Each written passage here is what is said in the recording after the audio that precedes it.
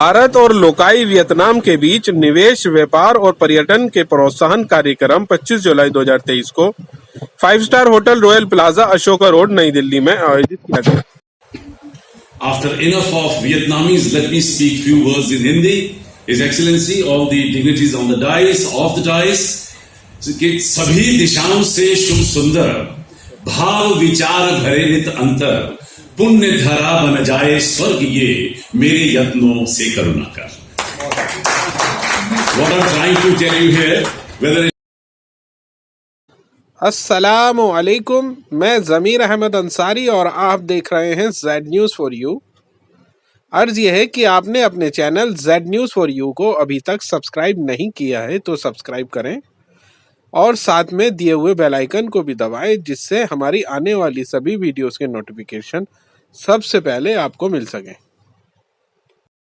भारत और loci Vietnam के बीच निवेश, व्यापार और पर्यटन के प्रोत्साहन कार्यक्रम 25 जुलाई 2023 को भारत के नई दिल्ली में भारत और लोकाई वियतनाम के बीच निवेश, व्यापार और पर्यटन के प्रोत्साहन कार्यक्रम का सफलतापूर्वक आयोजन हुआ।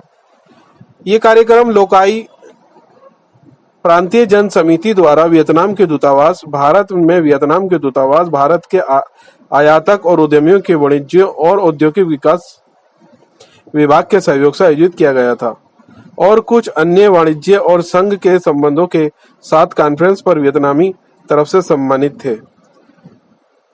मिस्टर डेंग जुआन फॉग, पार्टी केंद्रीय समिति के कार्यकारी समिति के सदस्य, पार्टी सचिव, लोकाई प्रांतीय राष्ट्रीय सभा श्रेणी के प्रमुख मिस्टर न्यूयेन थान हॉय, वियतनाम के भारत राजदूत, लाओ काई प्रांतीय जन समिति जनसभा के नेता और विभागों, उद्योगों और व्यापार संघों के नेता, भारतीय तरफ से मिस्टर अमरेंद्र खटुआ, भारत के पूर्व विदेश विभाग के सचिव मिस्टर अतुल कुमार सक्सेना, राष्ट्रीय उद्योगकर्ता और व्यापार और उद्योग सभा के अध्यक्ष, संघों के प्रतिनिधि और 80 से अधिक भारतीय व्यापारी थे।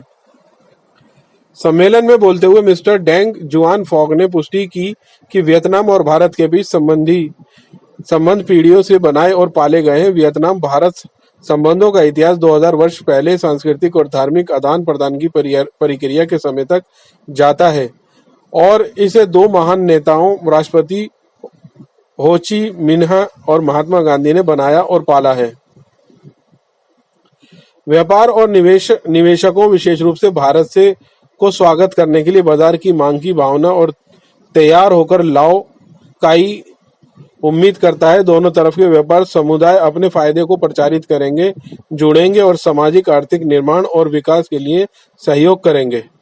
लोकाई और भारत के स्थानीय व्यापारियों और निवेशकों के साथ लोकाई की उम्मीद है और आशा है कि जल्द ही भारतीय निवेशक और व्यापारी, खासकर भारत से बड़ी कंपनियों और कंपनियों के एक ताकतवर समूह का स्वागत करने के लिए तैयार होंगे, जो लोकाई में एक फार्मास्यूटिकल प्रसंस्करण औद्योगिक पार्क के निर्माण में प्रमुख भूमिका निभाएंगी।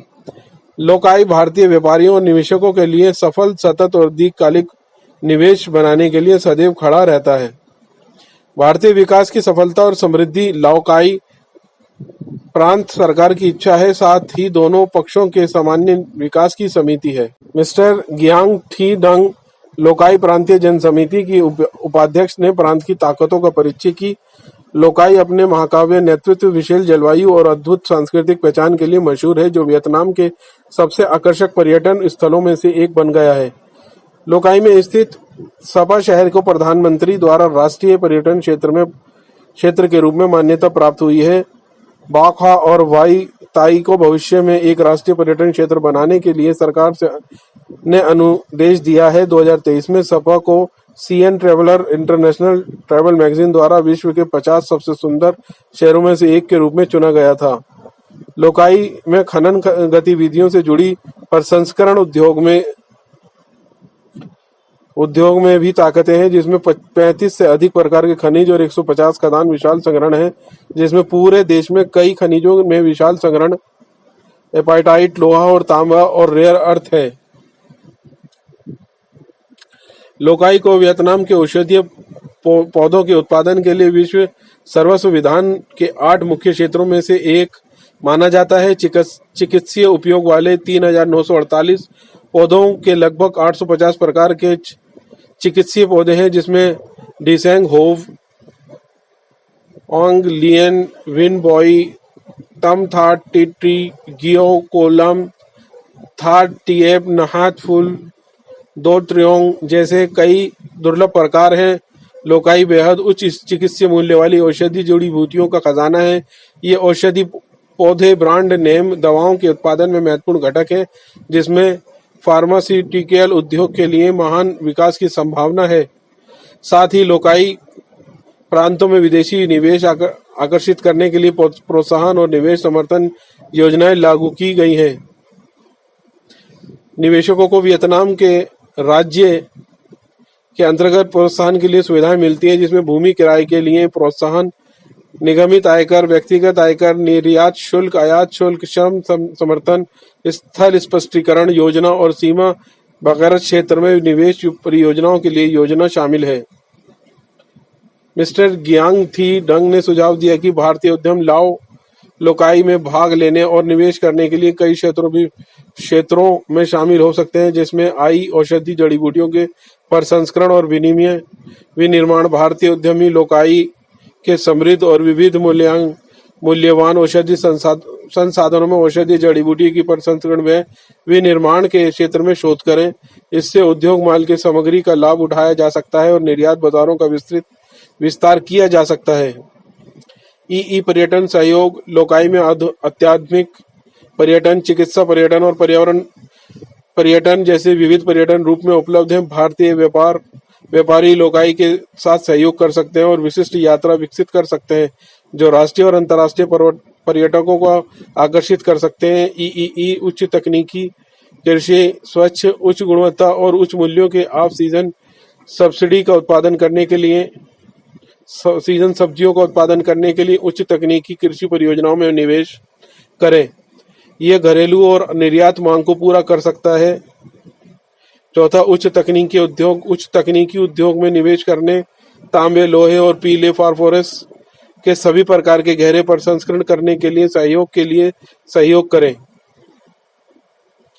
दूतावासी न्यू थान हाई ने पुष्टि की कि वियतनाम और भारत के बीच संबंधित सभी क्षेत्रों में समग्र विकास के एक अवधि में है, विशेष रूप से अर्थव्यवस्था, व्यापार, निवेश और पर्यटन में, जो पिछले कुछ वर्षों में महत्वपूर्ण और तेजी से बढ़ रहे स्तंभों में से एक है। लेकिन इसे दोनों देशों के राजनीतिक, सांस्कृतिक और विश्वास संबंध के पद से अभी वृद्धि नहीं मिली है और विकास के लिए अभी बहुत सारे मौके और संभावना है।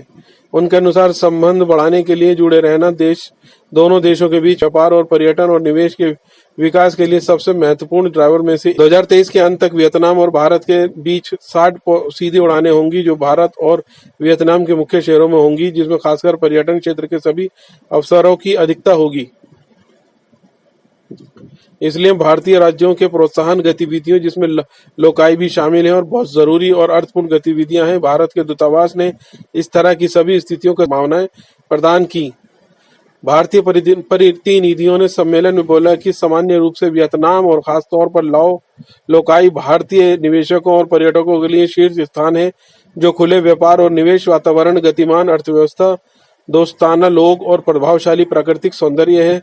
सम्मेलन में कई विचारों का विनिमय हुआ और निर्णय लिए गए, जैसे कि लोकाई के भारतीय बॉलीवुड सिनेमा के फिल्में बनाने के लिए एक चयनित स्थान और एक भारतीय गोल्फ पर्यटन स्थल खनन क्षेत्र में सहयोग, दोनों देशों के स्थानीय मुद्राओं में सहयोग, स्टार्टअप सहयोग और भारत और वियतनाम के व्यापारी मंडलों के संगठन का आयोजन।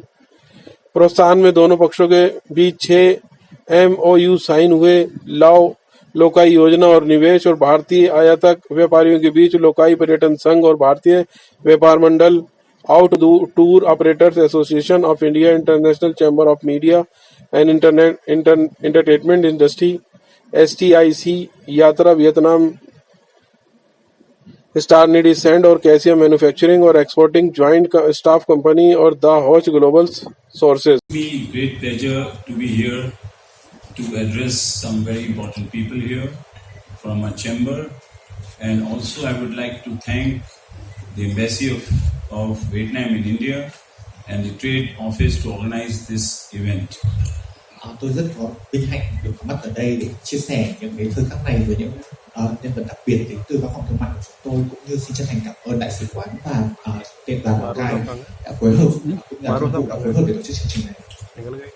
My special good wishes to the delegation from Lao Cai, and especially for the Vice Chairman of Lao Cai People's Committee and his team for visiting New Delhi.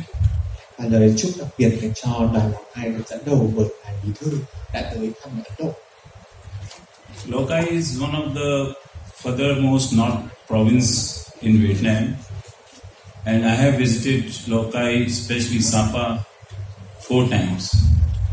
Lào Cai nằm ở phía cực bắc của Việt Nam, và bản thân tôi đã tới thăm Lào Cai 4 lần, đặc biệt là thị trấn Sapa. I entered Vietnam in 1985. Tôi đã tới thăm Việt Nam từ những năm 1985.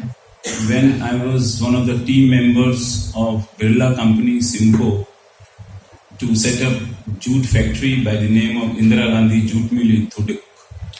Tôi đã là một thành viên của đội xây dựng cho nhà máy sợi đay mang tên Gandhi tại Việt Nam. Today also this factory is working in Thuduk district, which is very close to Ho Chi Minh City. Và ngày nay thì nhà máy vẫn còn đang hoạt động tại thành phố Thủ Đức, Hồ Chí Minh. So I have been seeing the changes in Vietnam from early reunification to Doi Moi, the opening of the economy, and today an industrialized coming nation in ASEAN and Asia in the world. Và tôi đã được chứng kiến cái sự thay đổi ngoạn mục của nền kinh tế Việt Nam kể từ sau khi thời kỳ đổi mới cũng như là thời kỳ công nghiệp hóa, đặc biệt là giờ đây Việt Nam vươn lên trở thành một trong những nền kinh tế lớn mạnh ở trong khu vực ASEAN. Recently, we had taken a delegation of 100 people to 2 provinces in the Mekong Delta, that is Dong Thap and Kieng Giang. Và gần đây thì phòng thương mại của chúng tôi cũng đã có một đoàn 100 doanh nhân tới thăm 2 tỉnh ở vùng đồng bằng sông Mekong giữa các Dong Thap và amazed by the progress there. Và tôi cũng vô cùng bị ấn tượng bởi những cái sự phát triển về mặt kinh tế xã hội tại khu vực này. Lao Cai province is well known for the tourist destination, and I wish that Indians could visit this and see the natural beauty, and especially it is known as the rooftop of Indochina. Và Lào Cai thì rất nổi tiếng cho lĩnh vực du lịch, và tôi mong rằng là sẽ càng ngày càng có nhiều những khách du lịch Ấn Độ sẽ tới thăm Lào Cai, bởi vì đây được biết đến như mái nhà của Đông Dương. It is one of the richest province in the form of mines and minerals. Đây là một trong những cái địa phương mà có cái nguồn trữ lượng khoáng sản lớn nhất ở Việt Nam. And very few people know that 18% of rare earth of the world is present in Vietnam, and Lao Cai is one of the provinces where many rare minerals are found. Và có lẽ là rất ít người biết rằng là Việt Nam cũng là một trong những nơi có rất là nhiều nguyên liệu quý hiếm, đất hiếm, và Lào Cai cũng là một nơi có trữ lượng rất là lớn. Lao Cai also has a distinction of having phosphate mines, which is known as apatite, and these phosphates are imported into India at present. Và tôi muốn chia sẻ là Lào Cai cũng là một trong những địa phương có khai thác apatite và có xuất khẩu sang thị trường Ấn Độ. But due to the mines being there in Lao Cai and the transportation to Haiphong port would take time, I would suggest that Indian investors should put up a factory for phosphoric acid in Lao Cai province. Tuy nhiên thì vì cái thời gian vận chuyển khoáng sản từ Lào Cai cho đến cảng Hải Phòng thì rất là xa và mất thời gian, thì tôi gợi ý là các nhà đầu tư Ấn Độ có thể xem xét thiết lập các nhà máy sản xuất axit tại Lào Cai. Lao Cai also has a large plantation of cassia, which is imported into India in bulk quantities. Và Lào Cai thì cũng là một vùng phát triển ổi rất là lớn và xuất khẩu cho thị trường Ấn Độ. Plus, besides these, Lao Cai also has a very big strategic value because it can cater to southwest of China. Và Lào Cai thì cũng là một cái địa phương rất là đáng quan tâm, bởi vì họ có cái sự hiện diện có thể tiếp cận được cái thị trường ở khu vực Tây Nam Trung Quốc. It has a customs operated border post, and goods from Lao Cai can enter into China through customs. Và hàng hóa từ Lào Cai thì có thể dễ dàng xuất khẩu sang thị trường Trung Quốc. And I was amazed when I went first time and I found out that the French had built the road and railway line from Haiphong, Hanoi, Lao Cai, and then going to Kunming city, which is the capital of Yunnan province in China. Và tôi thì cũng vô cùng ấn tượng với các hệ thống giao thông đã được phát triển từ Hải Phòng, Hà Nội kết nối với Lào Cai và cho đến cả thủ đô Yunnan, tỉnh Vân Nam của Trung Quốc. The railway line between Lao Cai and Kunming is not operational, I understand, but it can be made operational in the future. Và cái con đường kết nối Lào Cai và Kunming thì cũng sẽ có thể sớm đưa vào hoạt động trong tương lai. But there is an all-weather road, so road is very good. I have traveled by road from Lao Cai to Kunming twice, 2 times. Và tôi cũng đã di chuyển trên quãng đường Lào Cai Kunming 2 lần và tôi thấy rằng là chất lượng đường ở khu vực này rất tốt. And the train which starts from Hanoi at about 5 o'clock in the evening, the train's name is Victoria, and reaches at early morning in Sapa, is one of the best train journeys of my life. Và di chuyển bằng tàu hỏa từ Hà Nội cho đến Lào Cai trên con tàu Victoria thì cũng là một trong những cái trải nghiệm tuyệt vời nhất trong cuộc đời của tôi. I think that our friends in the tourism sector, Mr. Subhash Goel is well known, and he knows outbound and inbound tourism. And Mr. Lal, also from tourism, should promote outbound tourism from India, especially one of the targets should be Sapa and in Hanoi. Và tôi tin rằng là những người bạn của tôi đến từ khu vực du lịch thì cũng nên quảng bá đưa khách du lịch Ấn Độ tới với cả thị trấn Sapa.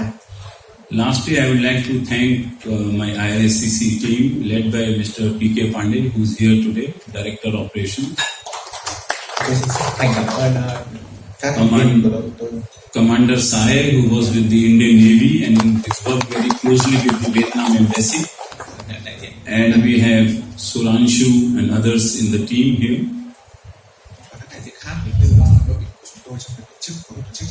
And I would also like to thank the Embassy of Vietnam and the staff and the Trade Office for organizing this wonderful event, which gives us hope to visit Lao Cai, especially Sapa, and find the business opportunities for investment and trade.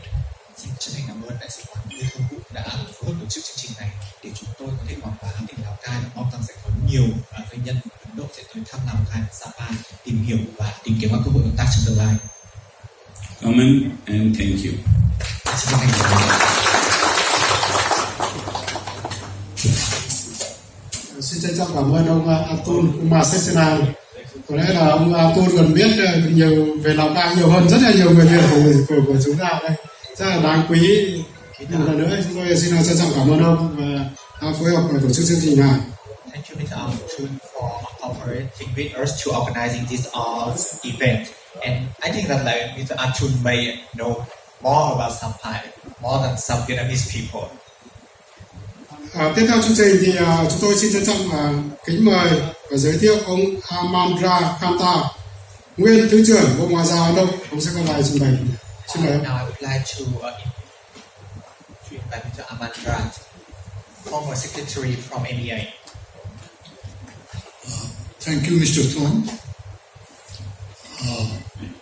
We take this opportunity to greet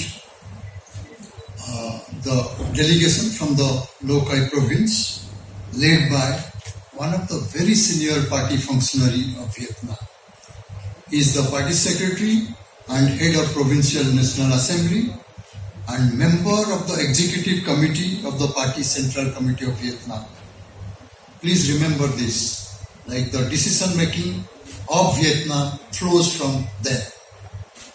Lời đầu tiên thì tôi mong muốn lấy cơ hội này để nhân cơ hội này để chào đón và Lào Cai dẫn đầu bởi ngài bí thư Lào Cai, và tôi cũng muốn nhấn mạnh rằng ngài bí thư đồng thời cũng là ủy viên Trung ương Đảng, là một cơ quan đưa ra quyết định của Việt Nam, đồng thời thì cũng là đại diện của đoàn đại biểu ở Quốc hội tỉnh Lào Cai. And I greet the large delegation he has brought. I'll talk about that later. Before that, let me congratulate Ambassador Thanh for his initiative.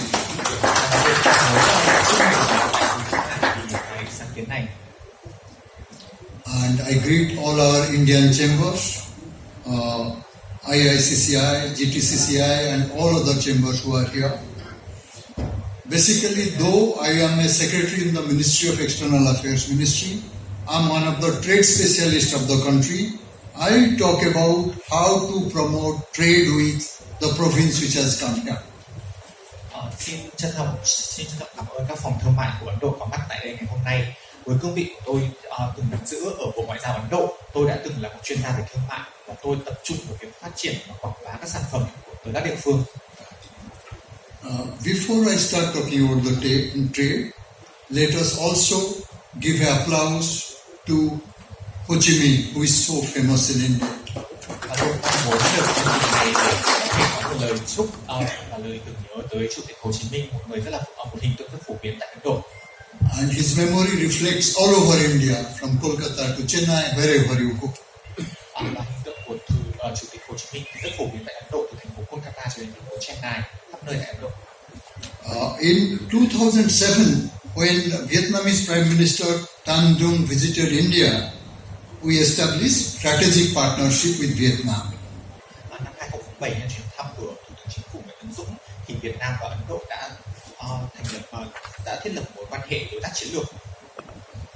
2016, when Prime Minister Modi visited Vietnam, we converted it to comprehensive strategic partnership. Năm 2016 thì trong chuyến thăm của Thủ tướng Modi tới Việt Nam thì hai bên đã nâng cấp quan hệ lên đối tác chiến lược toàn diện. 21st December 2020, we had a virtual summit between the heads of government of the two countries. Và năm 2020 tháng 12 thì chúng ta cũng đã có một cái hội nghị thượng đỉnh trực tuyến giữa lãnh đạo của hai quốc gia. Foreign ministers of both the countries were directed to start a plan of action from 2021 to 2023. Và hai bộ trưởng ngoại giao thì cũng đã bắt đầu cái chương trình hành động 2021-2023. Why I'm saying all this? These are all linked to trade. I'm coming to that because I don't have much time. Also, we have two trade agreements with, like multilateral trade agreements with Vietnam. Và hiện tại thì chúng ta cũng có hai cái thỏa thuận song phương, thỏa thuận đa phương liên quan đến thương mại với Việt Nam. India-ASEAN Comprehensive Economic Cooperation Agreement. Thỏa thuận đầu tiên là thỏa thuận giữa Ấn Độ và ASEAN. And Comprehensive and Progressive Agreement for Trans-Pacific Partnership. Và thỏa thuận tiếp theo là cho khu vực Thái Bình Dương. 2021-22, our trade was about $14 billion. Trong năm tài khóa 2021-2022 thì thương mại song phương giữa hai bên khoảng hơn 14 tỷ USD. Indian export was about 6.7 billion. And Vietnamese export was about 7.4 billion. It's too little. Phía Ấn Độ thì xuất khẩu khoảng 6,7 tỷ USD, trong khi đấy phía Việt Nam xuất khẩu khoảng 7,4 tỷ USD. Tuy nhiên thì con số này vẫn còn rất nhỏ. Partly fault of Indian trade and industry. Why I'm saying this? That is identification of the areas. We take Vietnam economy for granted. Items available in Vietnam for granted. Medium term and long term strategy we must have. We don't have that. Hiện tại thì chúng ta vẫn còn đang coi như các sản phẩm hoặc các dịch vụ tại Việt Nam thì là những điều gì rất là hiển nhiên. Tuy nhiên thì trong quá trình tầm nhìn trung hạn và dài hạn thì điều này cần phải thay đổi. Now come to the province where the delegation has come from. Bây giờ thì tôi muốn chia sẻ thêm về tỉnh Lao Cai. Say for example, the IICCI, Mr. Saxena was talking about sulfuric acid plant. It's not a difficult project. Setting up that project would not take much time. And if you calculate the profit margin, in 2 years it will pay back. And the 150 minerals the province has, forget about all that, only concentrate on 4-5 in the ferrous, non-ferrous sector. Say copper. Today India is running all over the world for copper. Plan in a projected manner to participate in development of copper mines in the province. Đối với các dự án mà ông Atul Saxena đã nêu thì tôi nghĩ rằng là đây là một điều hoàn toàn có thể diễn ra, bởi vì dự án này sẽ chỉ mất khoảng 2 năm và chúng ta nên tập trung vào cái việc là lợi ích chúng ta có thể thu hồi được rất là nhanh chóng đối với dự án này. Hoặc là ví dụ như một cái phần khác đấy là các dự án về đồng thì chúng ta cũng hoàn toàn có thể khai thác tại tỉnh. Development of graphite, where all of us can, many of our industry can participate. Đối với sản phẩm graphite thì có rất nhiều các đối tác các ngành công nghiệp tại Ấn Độ có thể tham dự vào các dự án liên quan. Today we are talking about going to Central African Republic, Niger, Chad for rare earths. All those rare earths are available in this province. Tất cả những cái sản phẩm hoặc là các cái quặng mà chúng ta đang tìm kiếm và tập trung ở khu vực châu Phi thì cũng có mặt ở tỉnh Lào Cai. If you have any problem to go independently, sign a MOU with any of the public sector organization and go there. Nếu như các bạn cảm thấy rằng là các bạn không thể đi một mình để khám phá cái thị trường này, các bạn hoàn toàn có thể ký các ghi nhớ với các đối tác công tại Việt Nam và cùng bắt đầu quá trình tìm hiểu và đầu tư. And you can pre-sell the project. Và sau đấy hoàn toàn có thể bán dự án lại. We talk about tourism. This year, our tourism to Vietnam has gone up like recent months by 45%. Liên quan đến lĩnh vực du lịch thì lượng khách du lịch từ Ấn Độ tới Việt Nam trong những tháng gần đây đã tăng lên khoảng 45%. With the Russia-Ukraine problem, with problems all over, time has come to think about our tourism operators and others to develop tourism resorts in the province. It's beautiful. Và có lẽ là với những cái xung đột ở trên khắp thế giới thì đây là cái thời điểm để các nhà điều hành du lịch của chúng ta tìm kiếm những cái địa phương mới, những cái địa điểm mới để phát triển mạng lưới. And despite our problem with China, 20-30% you can sell to the Chinese tourists. Và hoàn toàn có thể từ khoảng 20-30% chúng ta có thể bán cho các khách hàng Trung Quốc, mặc dù là chúng ta có những cái vấn đề với Trung Quốc. Always Bollywood looks for new places for shooting and film shooting, etc. This is the province where you can, with the local base, have a contract and develop the shooting base. I'm reminding Mr. Marwa who is here. Và liên quan đến Bollywood của chúng ta thì khu vực Bollywood thường xuyên tìm kiếm các cái điểm đến quay phim. Vì vậy tại sao là không phát triển những cái điểm đến quay phim này tại địa phương Sapa tới xinh đẹp này? Và chúng ta hoàn toàn có thể phát triển một cái hệ sinh thái để có thể tìm kiếm và xây dựng các điểm quay phim tại địa phương. And very pictures and everything is there. Then we are talking about farming, agriculture. Say there are lots of organic products which we are interested but we cannot farm in India. For those we can use the province, joint farming, joint exports and joint development of this farming in a big way. The paper is already available with the authorities. Liên quan đến lĩnh vực nông nghiệp thì có rất nhiều sản phẩm tự nhiên của tỉnh Lào Cai mà chúng ta không thể tìm thấy ở thị trường Ấn Độ. Vậy thì tại sao mà chúng ta không cùng phát triển để phát triển vùng nguyên liệu, sau đấy thì xuất khẩu và chế biến? But India, Vietnam, our trade promotion efforts are similar. Follow-up action lacks.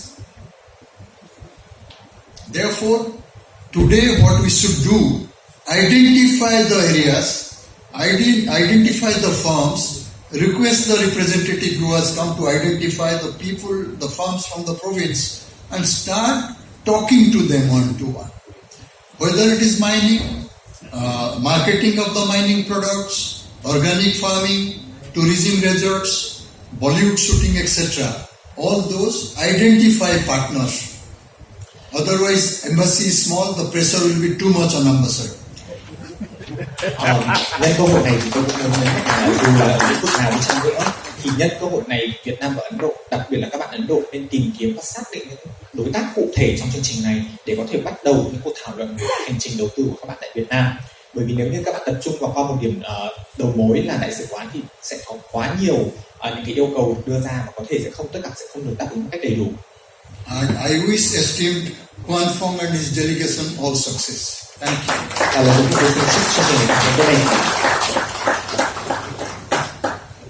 Xin trân trọng cảm ơn ngài Cao Tạ, nguyên thứ trưởng. Thì tôi cũng xin một phút nữa để nói về cái lịch sử một chút về cái lịch sử của ông. Ông thì là một nhà ngoại giao kỳ cựu. Trước đấy thì ông cũng là những cái nhà làm kinh tế ở trong cái đại sứ quán. Ông ấy có kinh nghiệm làm đại sứ ở rất là nhiều nước, bao gồm là cả những nước châu Âu, cả những nước Nam Phi, cả những nước châu Mỹ. Do vậy là ông có rất là nhiều kinh nghiệm cả trong lĩnh vực ngoại giao và lĩnh vực thương mại. I would like to brief a little bit about the bio of Mr. Coulthard because he has not only have the experience in diplomatic scope but also in trade promotion. Ông còn là Thứ trưởng Bộ Ngoại giao, đồng thời là Tổng Giám đốc của Hội đồng Quan hệ Văn hóa của Ấn Độ, cơ quan trực thuộc Bộ Ngoại giao Ấn Độ. He was not only the secretary of the MEA but also the director general of ICCR. Do vậy ông có rất là nhiều thông tin và chia sẻ rất là hữu ích, rất là cảm ơn. So he has gave a very beautiful and insightful information for all the delegates.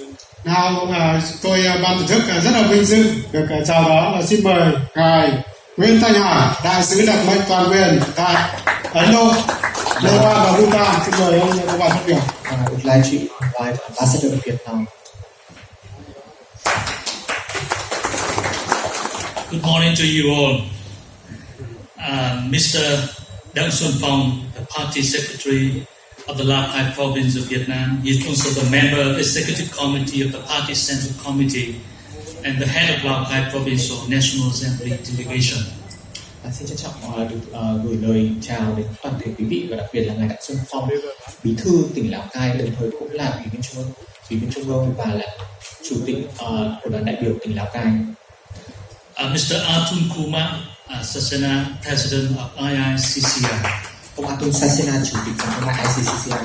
Mr. Amarendra, Khatua-Former Secretary of the MEA.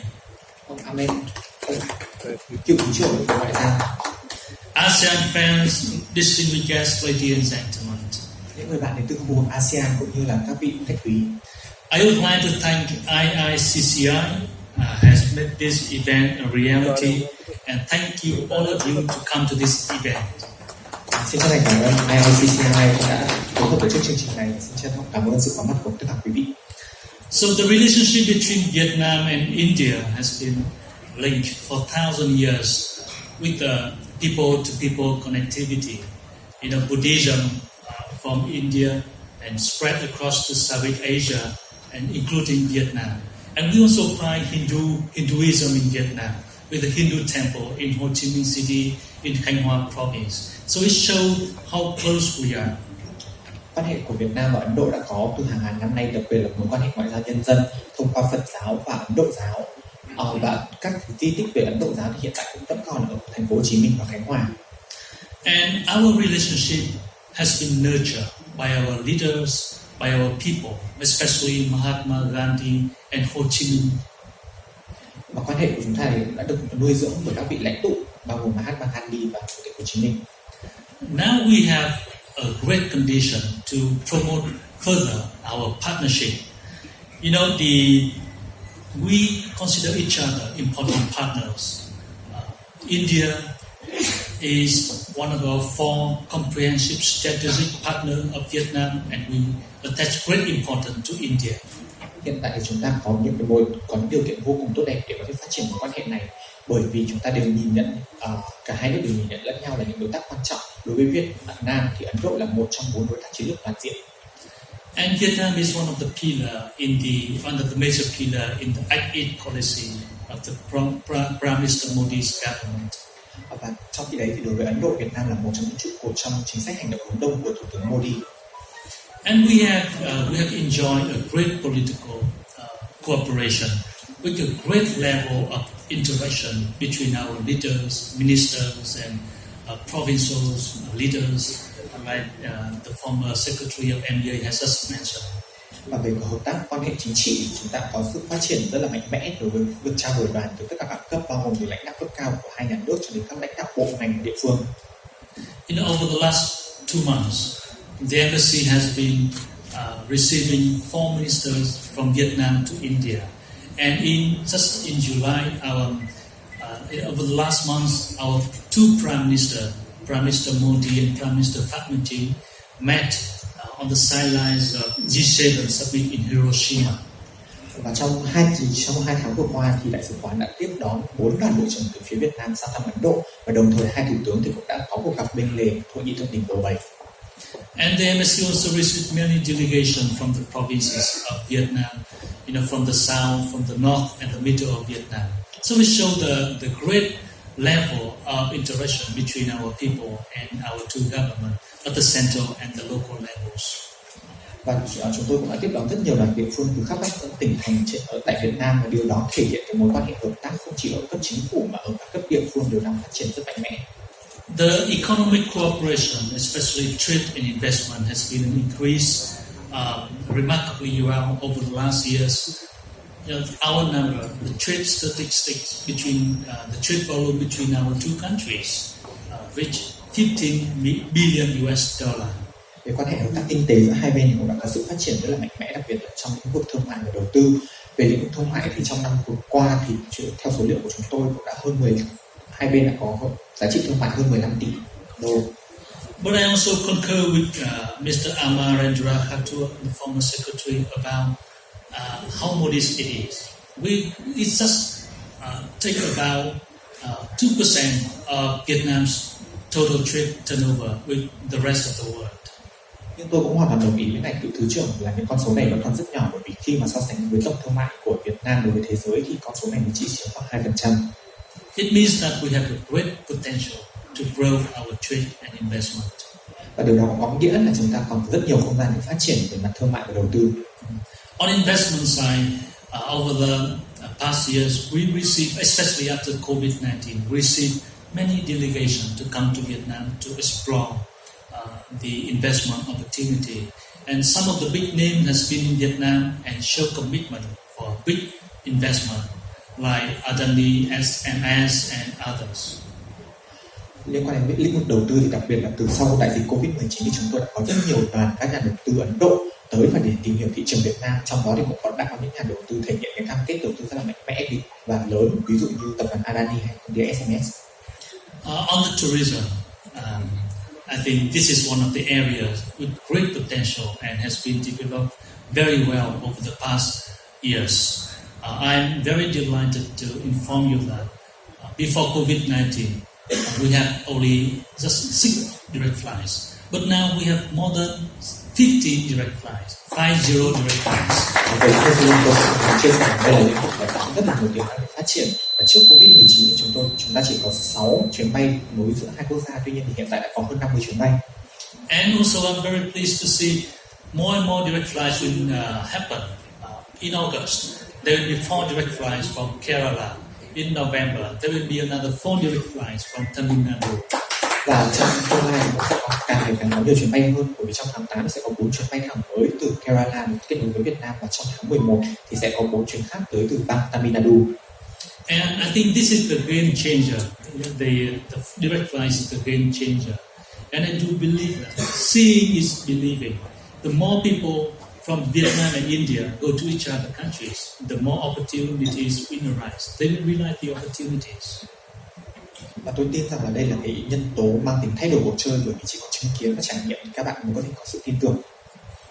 Now, Lao Cai is one of the biggest cities, biggest provinces in the north of Vietnam. And Sapa, Mr. Atul has mentioned, Sapa is a very beautiful place. And it has diverse natural and favorable climate to be an international tourist destination. Và Lào Cai là một trong những tỉnh lớn nhất ở khu vực phía Bắc Việt Nam. Trong khi đấy thì Sapa như ngài Atul đã chia sẻ là một điểm đến vô cùng xinh đẹp với sự đa dạng về khí hậu và hoàn toàn có đủ tiềm năng để trở thành một cái điểm đến du lịch quốc tế. Lao Cai also is an economic hub of the north of Vietnam, with the strength in the mining sector, its strength in the processing industries and manufacturing and others. Lào Cai thì cũng là một trung tâm kinh tế ở khu vực phía Bắc của Việt Nam với những cái lợi thế về khai khoáng, về chế biến cũng như là sản xuất. So the embassy is very delighted to see Mr. Xuan Phong, the party chief of the Lao Cai province, led the delegation to come here and interact with the Indian businesses. từ góc độ đại sứ quán chúng tôi cũng rất vui mừng chào đón ngài Đặng Xuan Phong tới và tương tác với cộng đồng người Việt của Ấn Độ. And I hope that throughout this meet, people from Lao Cai provinces, both the local government officers as well as the business people, will have great time interact with the members of the Chamber of Commerce Industries and all the business men and women present in this room. So I do wish you will have great time and very good interaction. Và tôi cũng rất là hy vọng là đoàn Lào Cai bao gồm cả chính quyền cũng như là doanh nghiệp thì sẽ có những cái sự tương tác rất là hiệu quả với các cái đối tác từ phía cộng đồng doanh nghiệp Ấn Độ có mặt tại đây ngày hôm nay. So I do hope that opportunity will be recognized and will be realized throughout the interaction between all of you. And I do hope that many of you present in this room will have a chance to come to Lao Cai, to come to Vietnam in the near future. Và tôi cũng mong muốn rằng là các cơ hội ngày hôm nay sẽ được xác định, sẽ được thực hiện hiện thực hóa, và tôi cũng hy vọng rằng là có rất nhiều người bạn Ấn Độ có mặt tại đây ngày hôm nay sẽ tới thăm Việt Nam và Lào Cai trong tương lai gần. So I also hope that the information about Lao Cai province will be presented to you and through you to your friends and to your colleagues elsewhere in New Delhi and in India. And I do wish that you will come to Vietnam as a tourist, as a traders, as a potential investor as well. Tôi mong muốn rằng là những cái thông tin về tỉnh Lào Cai sẽ không chỉ được chia sẻ đến các bạn, mà từ các bạn sẽ được chia sẻ đến những người đồng nghiệp và những người quen của các bạn ở trong cộng đồng. Và tôi hy vọng các bạn sẽ tới thăm Việt Nam không chỉ với vai trò là khách du lịch mà còn có thể là các thương nhân và các nhà đầu tư Việt Nam. So with that, I wish you all the success, good health, and thank you very much. Và tôi xin chúc cho các bạn có tốt đẹp và sức khỏe.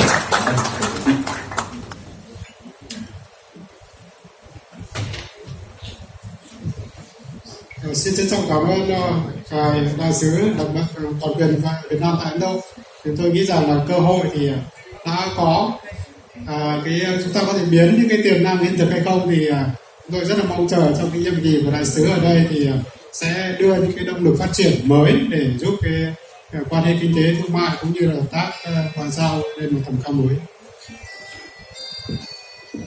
Thank you, the ambassador, and I believe that the opportunity is there. We hope that, like, with the support from the ambassador, all the opportunity can be developed and to be realized in the near future. Kính thưa quý vị, bây giờ là cái chủ đề quan trọng nhất của ngày hôm nay. Chúng tôi muốn mời đại diện của Ủy ban Nhân dân tỉnh Lào Cai, xin mời bà Giàng Thị Dung, Phó Chủ tịch Ủy ban Nhân dân tỉnh Lào Cai, sẽ chia sẻ về Lào Cai và những cái cơ hội về đầu tư, thương mại và du lịch với tỉnh Lào Cai. So it's time for the most important part of today's session. I would like to invite Ms. Giàng Thị Dung, Vice Chairwoman of People Committee of Lao Cai, to share the information about Lao Cai province as well as potential and opportunities. Kính thưa ngài Atul Kumar Saxena, Chủ tịch Phòng Thương mại và Công nghiệp các nhà nhập khẩu Ấn Độ. Kính thưa đồng chí Đặng Xuan Phong, Ủy viên Ban chấp hành Trung ương Đảng, Bí thư Tỉnh ủy, Trưởng đoàn đại biểu Quốc hội tỉnh Lào Cai. Kính thưa đồng chí Nguyễn Thanh Hải, Đại sứ Việt Nam tại Ấn Độ. Kính thưa toàn thể các quý vị đại biểu khách quý tham dự chương trình ngày hôm nay. Mr. Atul Kumar Saxena President of IICCI, Mr. Xuan Phong, member of the Central Committee of the Party, Secretary of the Provincial Party Committee, Mr. Nguyễn Thanh Hải, Ambassador of Vietnam to India, ladies and gentlemen, distinguished guests. Trước tiên, tôi xin gửi tới toàn thể các quý vị tham dự chương trình xúc tiến đầu tư, thương mại và quảng bá du lịch Lào Cai Ấn Độ ngày hôm nay lời chào trân trọng. Xin chân thành cảm ơn Phòng Thương mại và Công nghiệp các nhà nhập khẩu Ấn Độ, Đại sứ quán Việt Nam tại Ấn Độ đã phối hợp cùng với tỉnh Lào Cai tổ chức chương trình rất trang trọng và ý ngày hôm nay. Xin chúc toàn thể các quý vị đại biểu sức khỏe, hạnh phúc, chúc chương trình ra thành công tốt đẹp. First of all, I would like to send all of my respectful greetings to Indian Importers Chamber of Commerce and Industry as well as the Embassy of Vietnam in India for coordinating to organize this event. And I would like to greet all delegates good health, happiness, and the program all the success. Kính thưa các quý vị đại biểu khách quý, Lào Cai là tỉnh miền núi biên giới, nằm ở vị trí trung tâm của khu vực Trung Du và miền núi phía Bắc của Việt Nam. Có cửa khẩu quốc tế, có đầy đủ các loại hình giao thông kết nối nội tỉnh, liên tỉnh và quốc tế, đường cao tốc, đường sắt, đường thủy, và cảng hàng không Sapa sẽ được khởi công xây dựng trong thời gian tới.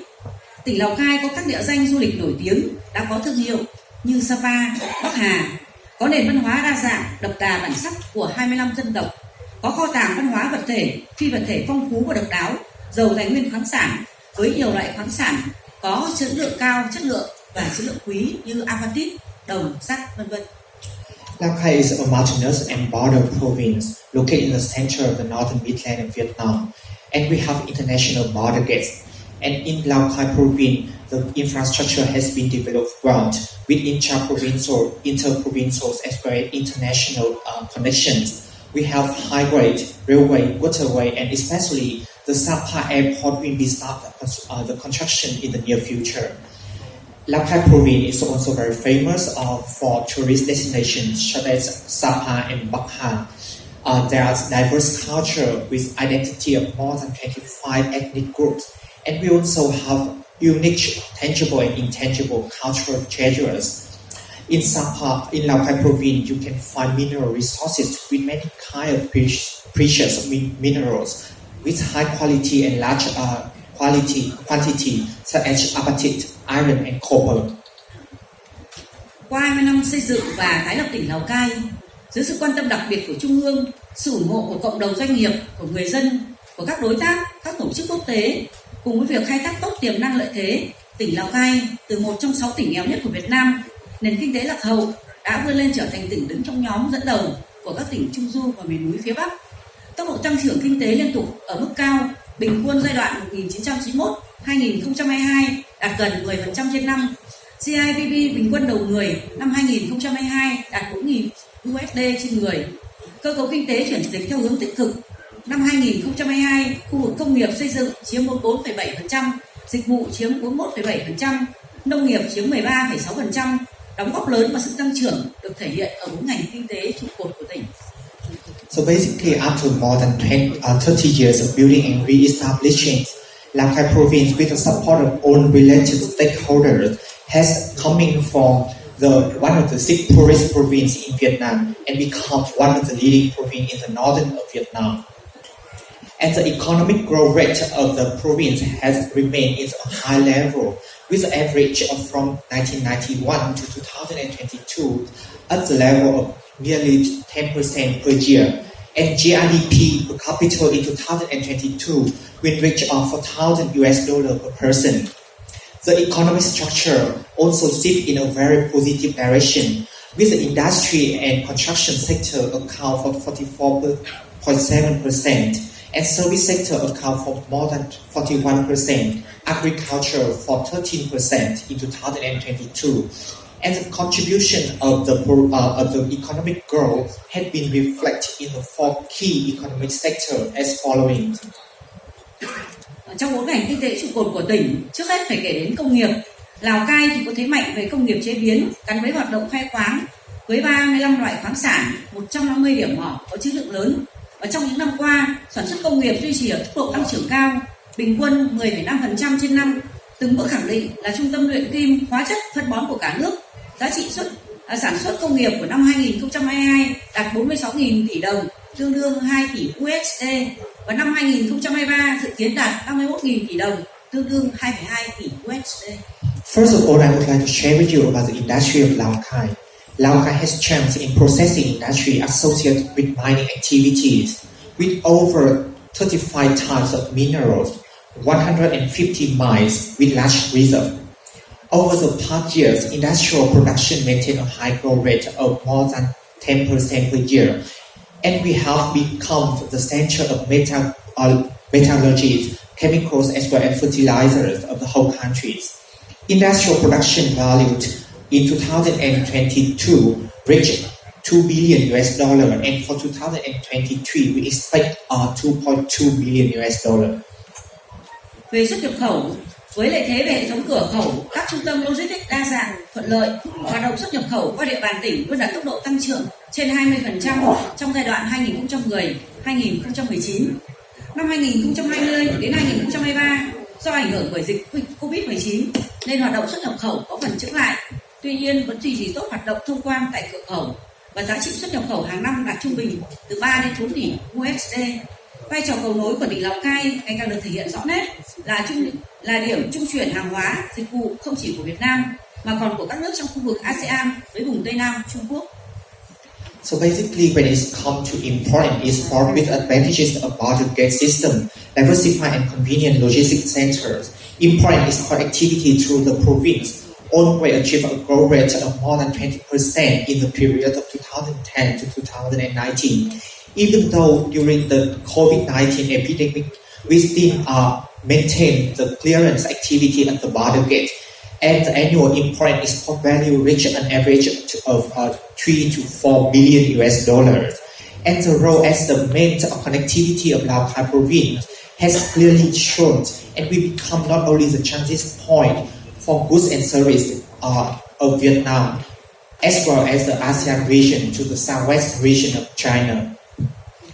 Về du lịch, Lào Cai có cảnh quan thiên nhiên hùng vĩ, khí hậu đặc trưng, bản sắc văn hóa độc đáo đã trở thành một trong những điểm đến du lịch hấp dẫn nhất của Việt Nam.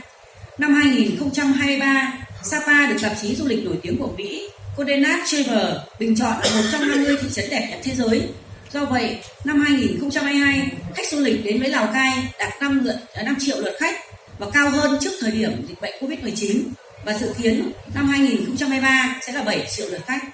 I would like to share with you, Sapa has been voted as one of the most in the top 50 most beautiful towns all over the world by Condé Nast Traveler, a very famous American travel magazine. And in 2022, the Lao Cai has received more than 5 million tourists. This number is higher than the pre-COVID level. And for 2023, we also expect to reach over 7 million tourists. And I will explain with you why Lao Cai has become very popular in Vietnam as well as with the international tourists, because of its majestic natural landscape, typical climate, and unique cultural identity. Về nông nghiệp, địa hình của Lào Cai đa dạng, chia địa hình của tỉnh thành hai vùng. Vùng cao có độ cao từ 800m trở lên, chiếm 60% diện tích, có khí hậu mát mẻ, nhiệt độ trung bình trong năm dưới 20 độ C, và vùng thấp có độ cao dưới 800m, chủ yếu là thung lũng dọc ven sông, ven suối lớn, sản xuất nông nghiệp đa dạng, phong phú với cả cây trồng ôn đới và nhiệt đới.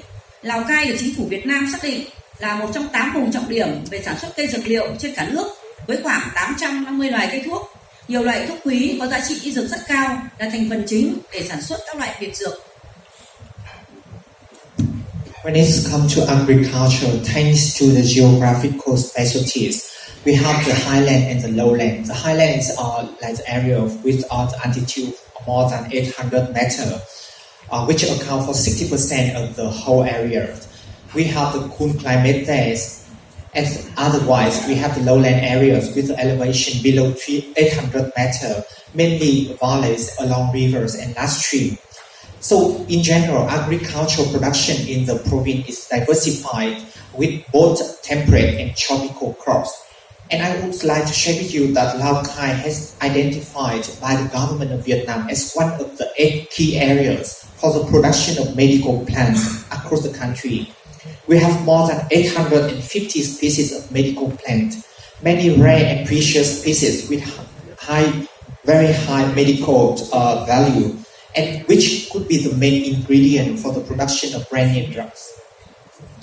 Và trong quá trình phát triển của tỉnh Lào Cai, tỉnh rất quan tâm đến công tác xúc tiến đầu tư. Lào Cai được đánh giá là điểm đến đầu tư hấp dẫn của nhiều doanh nghiệp, thể hiện ở chỉ số năng lực cạnh tranh cấp tỉnh PCI năm 2022 đứng thứ 11 trong toàn quốc. Chỉ số cải cách hành chính năm 2022 cũng xếp thứ 11, và chỉ số hài lòng của người dân tổ chức đối với sự phục vụ của cơ quan hành chính nhà nước CPAC năm 2022 đứng thứ 9 trong tổng số 63 tỉnh thành phố của Việt Nam. Chính vì vậy, thu hút đầu tư của tỉnh có nhiều kết quả nổi bật. Có 27 dự án FDI còn hiệu lực với tổng số vốn đăng ký là 686 triệu USD, 492 dự án đầu tư trong nước mới với tổng vốn đăng ký 3,34 tỷ USD. Tỉnh Lào Cai áp dụng cơ chế chính sách ưu đãi hỗ trợ đầu tư theo nguyên tắc nhà nước đầu tư được hưởng các mức ưu đãi trong khung quy định của nhà nước. Những chính sách ưu đãi đầu tư cụ thể chúng tôi đã gửi tới các quý vị trong cuốn tài liệu Lào Cai lợi thế, động lực và phát triển trong túi tài liệu đã gửi đến các quý vị đại biểu. So when it's come to the investment promotion, Lao Cai is considered as one of the attractive investment destinations for many business. I can share with you some data. First of all, PCI is a Provincial Competitive Index in 2022, as well as the Administrative Reform Index. We both ranked 11th all of Vietnam. And the Index of Satisfaction of People and Organization with the service of the administrative agency in 2020, we ranked 9th out of 63 provinces and cities of Vietnam. As a result, we have 27 valid FDI projects with a total registered capital of $686 million US. And we also attract 492 new domestic investment projects with a total registered capital of about $3.34 billion US.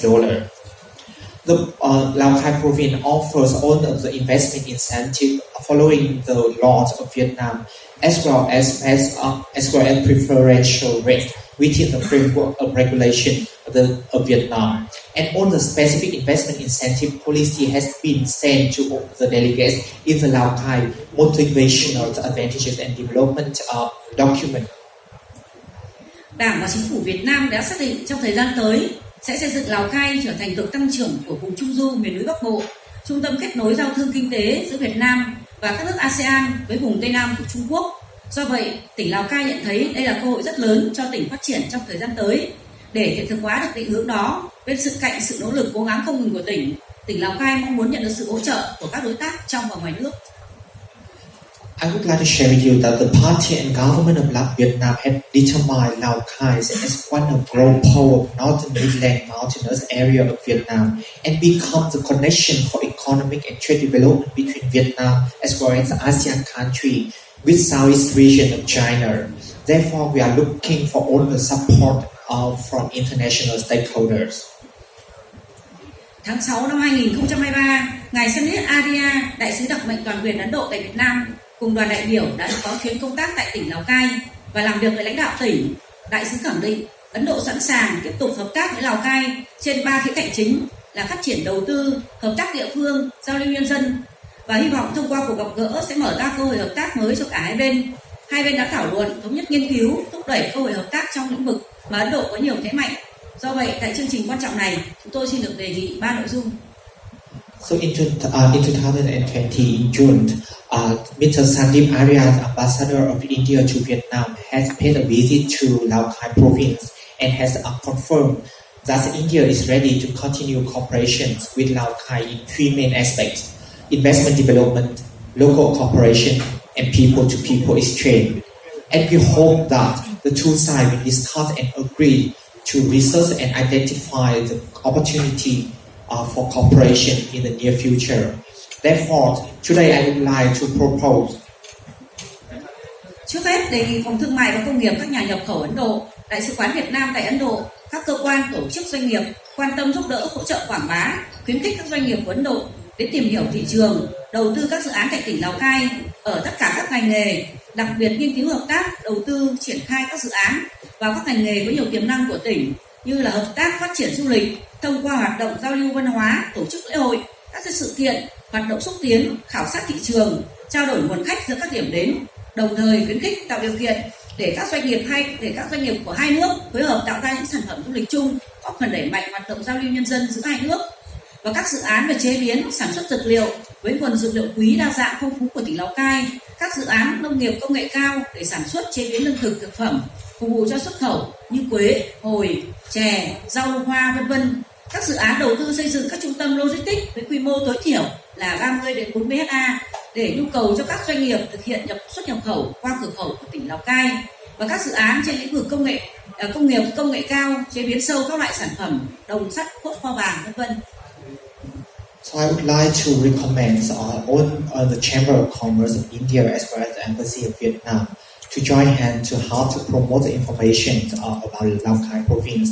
And we also want for the Indian businessmen come to Lao Cai to explore the market, to invest in projects in Lao Cai, in own industry, especially in the 4 following sectors. First of all, tourism development. We would like to have cultural exchange, festival events and promotion activities between the two sides. We also are willing to support the market surveys, as well as the exchange of visitor, and also the connection of destination. Và thứ hai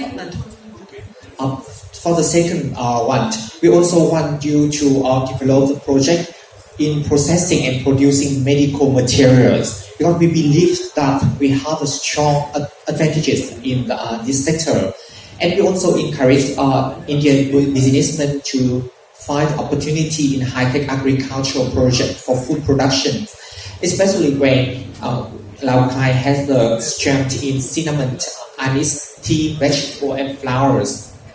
Regarding the investment projects to build logistics center, we encourage the minimum scale of 30 to 40 hectare area for centers to meet the needs of business importing and exporting through border gates of Lao Cai province with China. And last but not least, the projects in the field of high-tech industry, especially deep processing of copper, iron, and yellow phosphorus. Và thứ hai là đề nghị Phòng Thương mại và Công nghiệp các nhà nhập khẩu Ấn Độ, Đại sứ quán Việt Nam tại Ấn Độ, các cơ quan, tổ chức doanh nghiệp hỗ trợ mời các doanh nghiệp Ấn Độ tham dự các sự kiện, hội chợ tổ chức tại Lào Cai để quảng bá, làm phong phú các mặt hàng, mở rộng thị trường sản phẩm như hội chợ kinh tế thương mại biên giới Việt Trung, hội chợ nghị xúc tiến đầu tư, hội chợ triển lãm hàng hóa tại các huyện, thành phố của Lào Cai. On the occasion, I would like to call your attention and invite you to different activities and fairs held in Lao Cai province to promote and enrich our product, as well as to explore the markets between the two sides. For example, we have Vietnam-China border economic and trade fairs, investment promotion conference, commodity fairs and exhibitions in all the district and city of Lao Cai province. Kính thưa toàn thể các quý vị đại biểu, với tiềm năng đầu tư to lớn cùng nỗ lực của chính quyền tỉnh Lào Cai trong việc tạo dựng môi trường đầu tư hấp dẫn, tôi tin tưởng chắc chắn rằng các nhà đầu tư Ấn Độ sẽ thu được lợi ích xứng đáng khi đầu tư kinh doanh tại tỉnh Lào Cai. Cuối cùng, xin được thay mặt cho lãnh đạo tỉnh Lào Cai, xin chúc toàn thể các quý vị đại biểu tham dự chương trình sức khỏe và xin cảm ơn toàn thể các quý vị đã tham dự chương trình ngày hôm nay và xin trân trọng cảm ơn. Last of all, I firmly believe that Indian investors will receive worthy benefits when investing and doing business in Lao Cai province, because we as the government of Lao Cai province committed in creating attractive investment environment.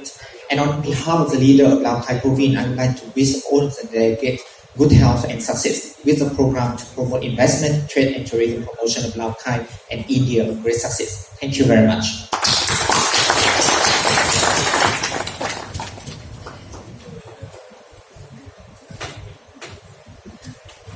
Xin trân trọng cảm ơn bài phát biểu rất là tổng quan về cơ hội hợp tác về đầu tư, kinh tế, thương mại và du lịch của tỉnh Lào Cai. Rất là mong sau chương trình này thì có rất là nhiều dự án đầu tư hoặc là có rất nhiều khách du lịch sẽ đến với tỉnh Lào Cai. Thank you very much for the insightful and overview of Lao Cai province, and I hope that after this program there will be more opportunities and also more visitors from India coming to Lao Cai province. Tiếp theo thì chúng tôi xin mời toàn thể quý vị sẽ theo dõi một đoạn video clip ngắn quảng bá về tỉnh Lào Cai và cái tiềm năng du lịch. Now I would like to screen a short video clip about Lao Cai tourism. Sau chương trình này thì xin mời ông Radis Musi, ông là chủ tịch của hiệp hội các nhà điều hành tour sẽ phát biểu, và sau đó thì bởi vì ông có cái việc gấp nên sẽ có cái chương trình ký kết MOU, đề nghị với tỉnh ký kết trước một MOU về hợp tác du lịch. So after the video presentations, Mr. Rayas Munshi, the president of our tour operator association of India, will give the speech, and there will be the signing MOUs ceremony. After this. Vietnam and India have shared a long-standing tradition relation in many fields, especially in culture and religion, with a long history of exchanges over 2,000 years. The two countries officially established their diplomatic relations in 1972. Since then, through many ups and downs, situation changes in the world, in the region, and in each country. The friendship and cooperation relations between Vietnam and India has been continuously consolidated and developed. These two countries have become comprehensive and reliable strategic partner to each other.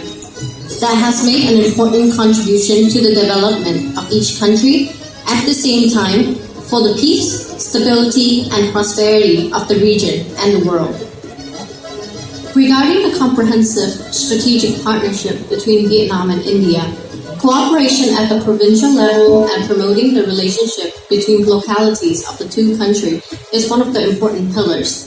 However, in Lao Cai province, Indian cultural and economic values have only appeared in recent years.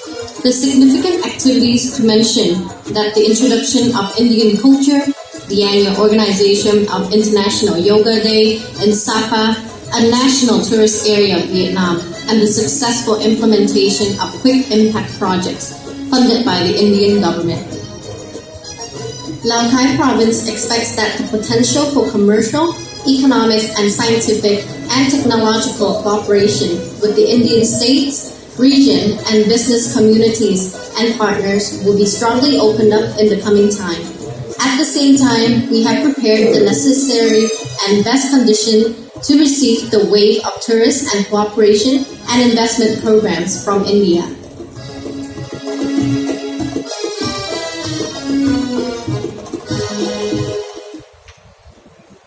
Lao Cai province has an important position in the northern region of Vietnam. It is about 250 kilometers away from the Hanoi capital, and it takes only 3 hours from the Nội Bài International Airport in Hanoi to Lao Cai by bus on the expressway. Lao Cai shares the borderline of over 182 kilometers with the Yunnan province of China. The natural area of Lao Cai is over 6.3 thousand square kilometers.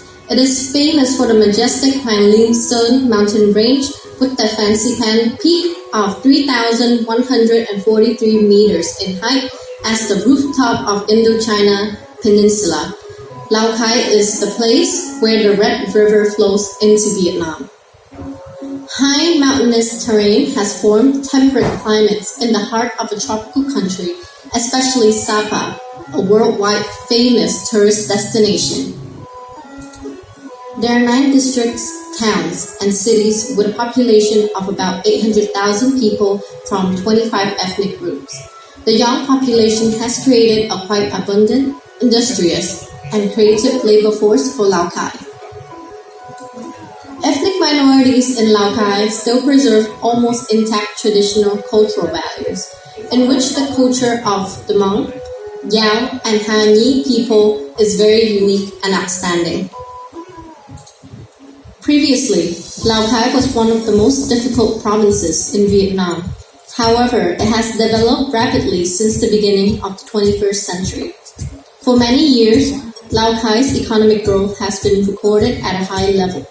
In 2022, its economic growth reached 9.02%, ranking 26th out of 63 provinces and cities. The local government has always strived to create a favorable business environment to facilitate and attract investors. The Provincial Competitive Index, known as PCI, of Lao Cai in 2022 ranked 11th amongst the province and the cities of Vietnam, up to 14 places compared to 2021. Provincial Green Index in 2022 ranked the top 10 nationwide. Currently, Lao Cai is the most developed province in the northwest region. It has been oriented by the Vietnamese government to become a major economic center for trading connection with ASEAN and the southwest region, China. The master plan of Lao Cai province by 2030 with a vision by 2050 has been approved by the Prime Minister, which defines building a dynamic axis along the Red River to attract investment, to promote values, historical and cultural values, and to build 2 growth poles, 3 economic zones, 4 growth pillars, and 5 key tasks for Lao Cai's breakthrough development. To implement the planning contents, along with the mobilizing local resources, Lao Cai province is calling for international cooperation and foreign investment programs, including cooperation and investment programs from India, specifically as follows. Regarding the border-based economy, Lao Cai wishes to attract investment cooperation projects to build and complete the infrastructure of the Border Gate Economy Zone with an area of nearly 16,000 hectares. This project has been approved by the Prime Minister as one of the 8 key investment economic zones in the period of 2021 to 2025. We would like to attract the investment of Indian businesses in import, export, logistics, and etc. Regarding Lao Cai industry, with its strength in deep processing of mineral resources, development of green and renewable energy, and processing of agroforestry products are also potential areas for investment cooperation.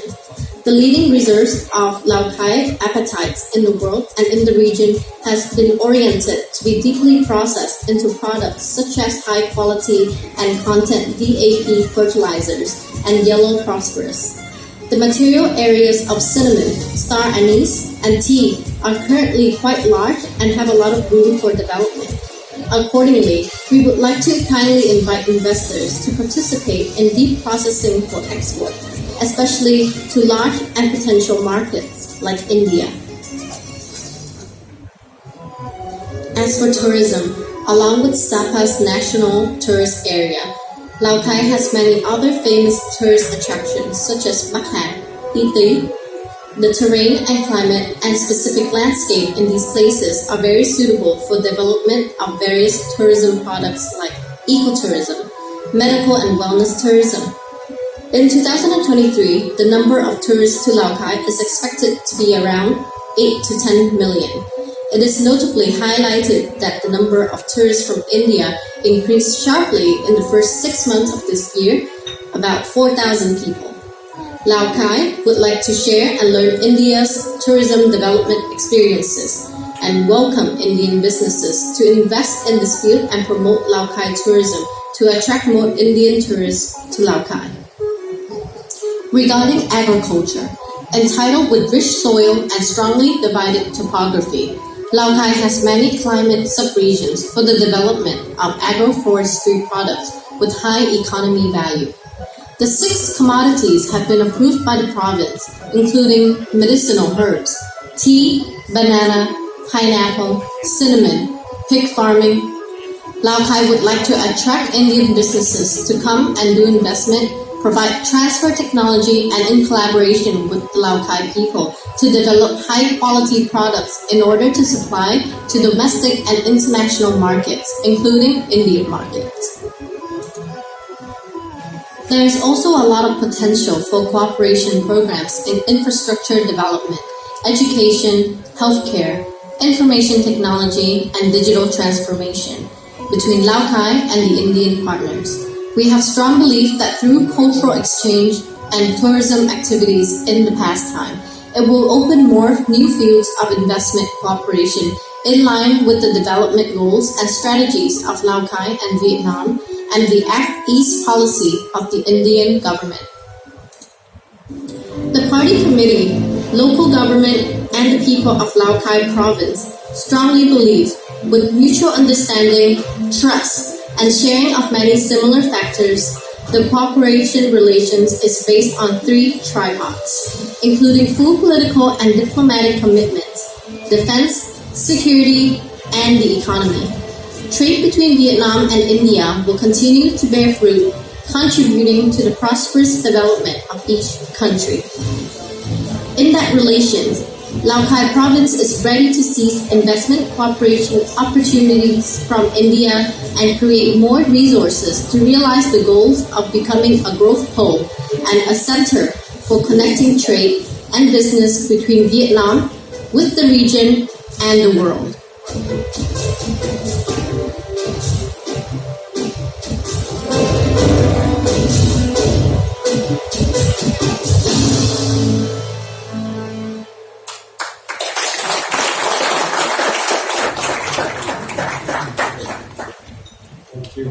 Thank you very much. Tiếp theo chương trình, chúng tôi xin trân trọng kính mời ông Riaz Musi, Chủ tịch Hiệp hội các nhà điều hành tour nước ngoài. Đây là một cái hiệp hội tour mà tổ chức các chuyến ra nước ngoài lớn nhất của Ấn Độ. Sẽ có bài phát biểu. Và sau đây bà phát biểu thì sẽ có cái ký MOU, thì đề nghị là phía tỉnh, hiệp hội du lịch tỉnh là chuẩn bị sau bài phát biểu ký. Bởi vì sau chương trình này ông ấy có bận chương trình khác. We would like to invite Mr. Riaz Munshi, the president of OTOAI.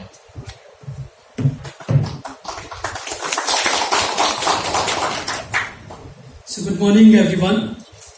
My name is Riaz Munshi. I am the president of Outbound Tour Operator Association of India called OTOI. OTOI is a pan-India non-profit organization working towards betterment of outbound tourism industry.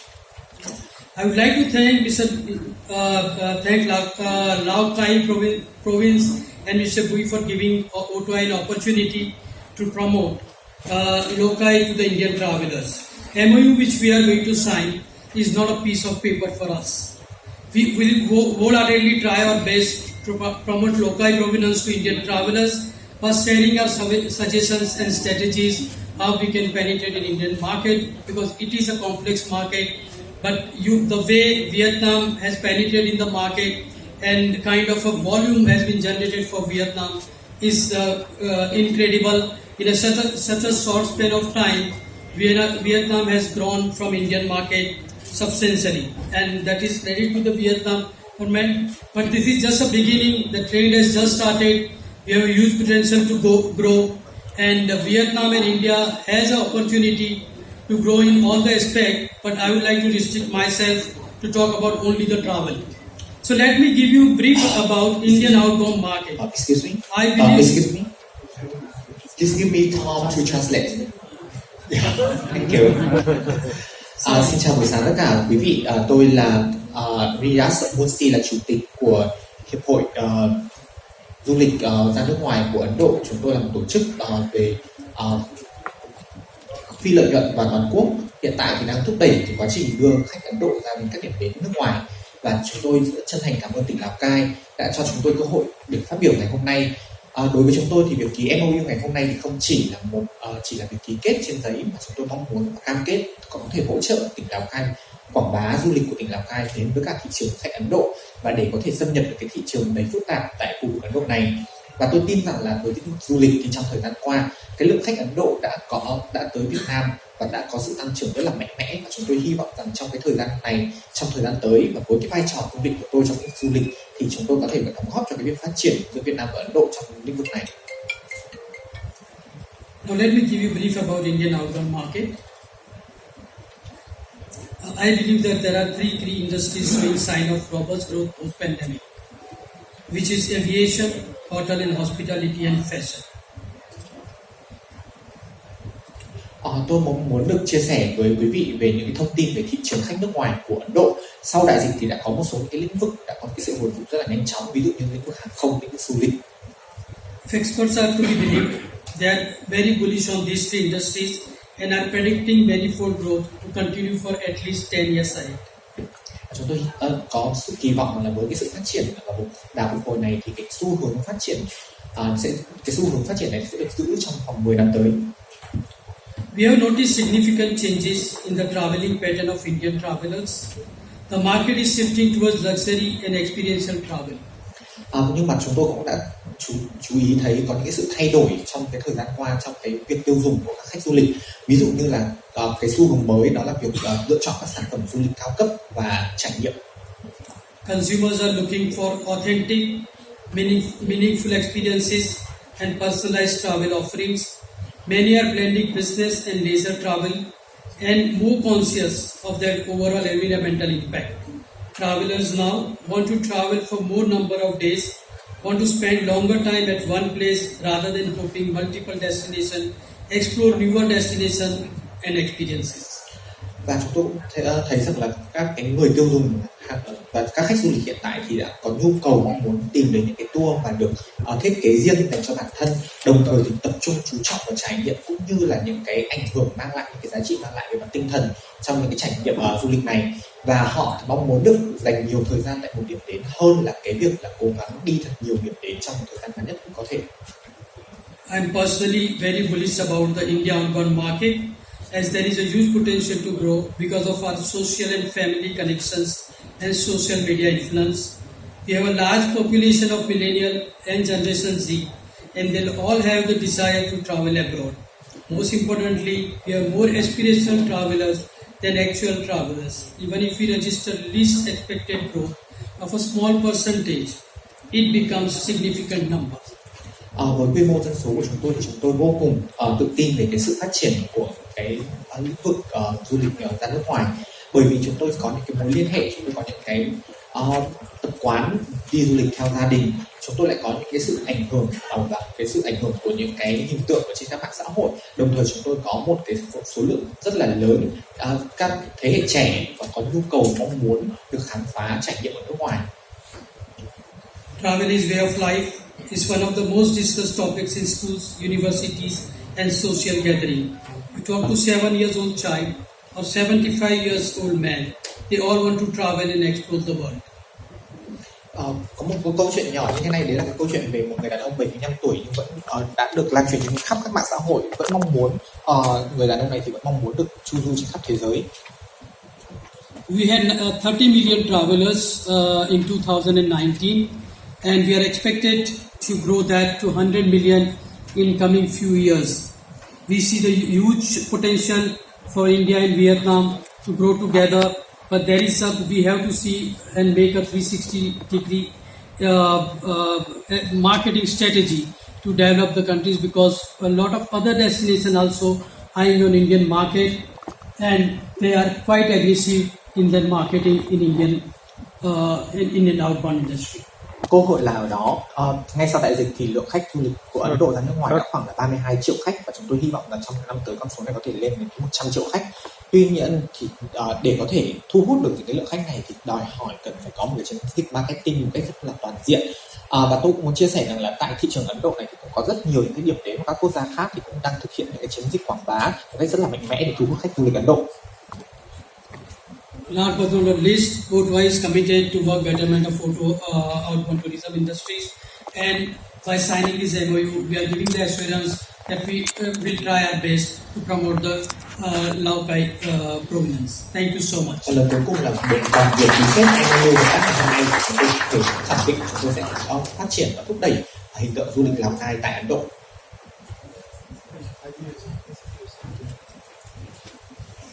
Thank you very much. Xin trân trọng ơn ngài. Thì tiếp theo chúng tôi như đã thông báo thì xin mời ông Zayas Musi và đại diện đại diện hiệp hội du lịch tỉnh Lào Cai. Chúng ta có cái bàn đây, xin mời các anh chị hỗ trợ ký kết giúp. Mr. Zayas Musi.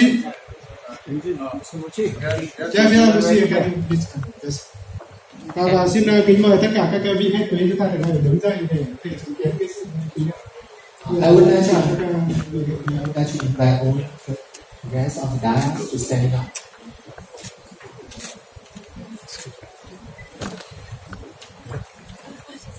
Sorry.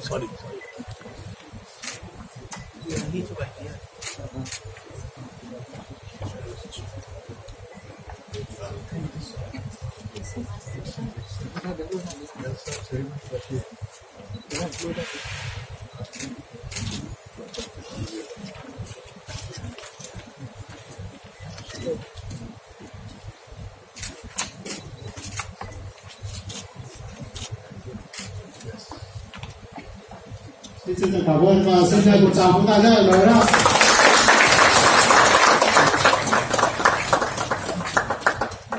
So thank you much. We like we have changed.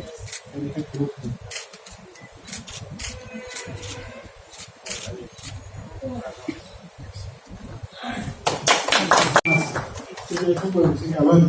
Tiếp theo chương trình thì chúng ta tiếp tục về chủ đề du lịch. Ban tổ chức trân trọng kính mời tiến sĩ Xuan Phong, chủ tịch của công ty lữ hành STRC, đồng thời ông cũng là chủ tịch của một cái ban về hàng không và du lịch của phòng thương mại công nghiệp Ấn Độ. To continue the topic of tourism, we would like to invite Dr. Subhas Oya, Chairman of STIC Travel Group, and as well as the Chairman of Expert Committee on Aviation and Tourism of ICC.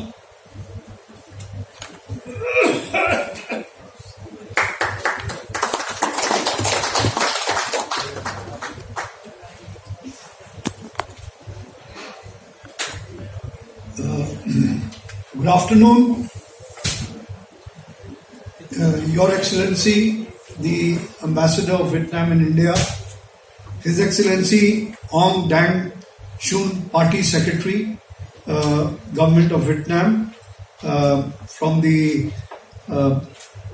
Lao Cai Province, important delegates from the Lao Cai Province, Mr. Atul Saxena, Mr. Amarendra, Khatua-Former Secretary, my dear friend Mr. Riaz Munshi, Mr. Gaurav Gupta, Mr. Chandramansh Ramani, my co-chairman, distinguished excellencies, Mr. Ganju and other, Mr. Tyagi, famous film producer of India from Bollywood. I see a lot of important people here, and the great Dr. Marwa, from the not only founder of the Marwa Film City, but also the International Chamber for Entertainment, and one of the most distinguished personalities of our country. Friends, why Vietnam? Why Vietnam? Vietnam was the first country which was recognized by India immediately after their independence. Indians were the first. Second, Excuse me. Lời đầu tiên tôi xin được gửi lời chào trân trọng tới toàn thể các quý vị đại biểu có mặt ở trên bục, cũng như là các bạn và những vị khách có mặt tại khán phòng ngày hôm nay. Tôi mong muốn được chia sẻ vấn đề đầu tiên, đấy là tại sao là Việt Nam. Việt Nam là quốc gia đầu tiên mà đã được Ấn Độ công nhận ngay sau khi giành được độc lập.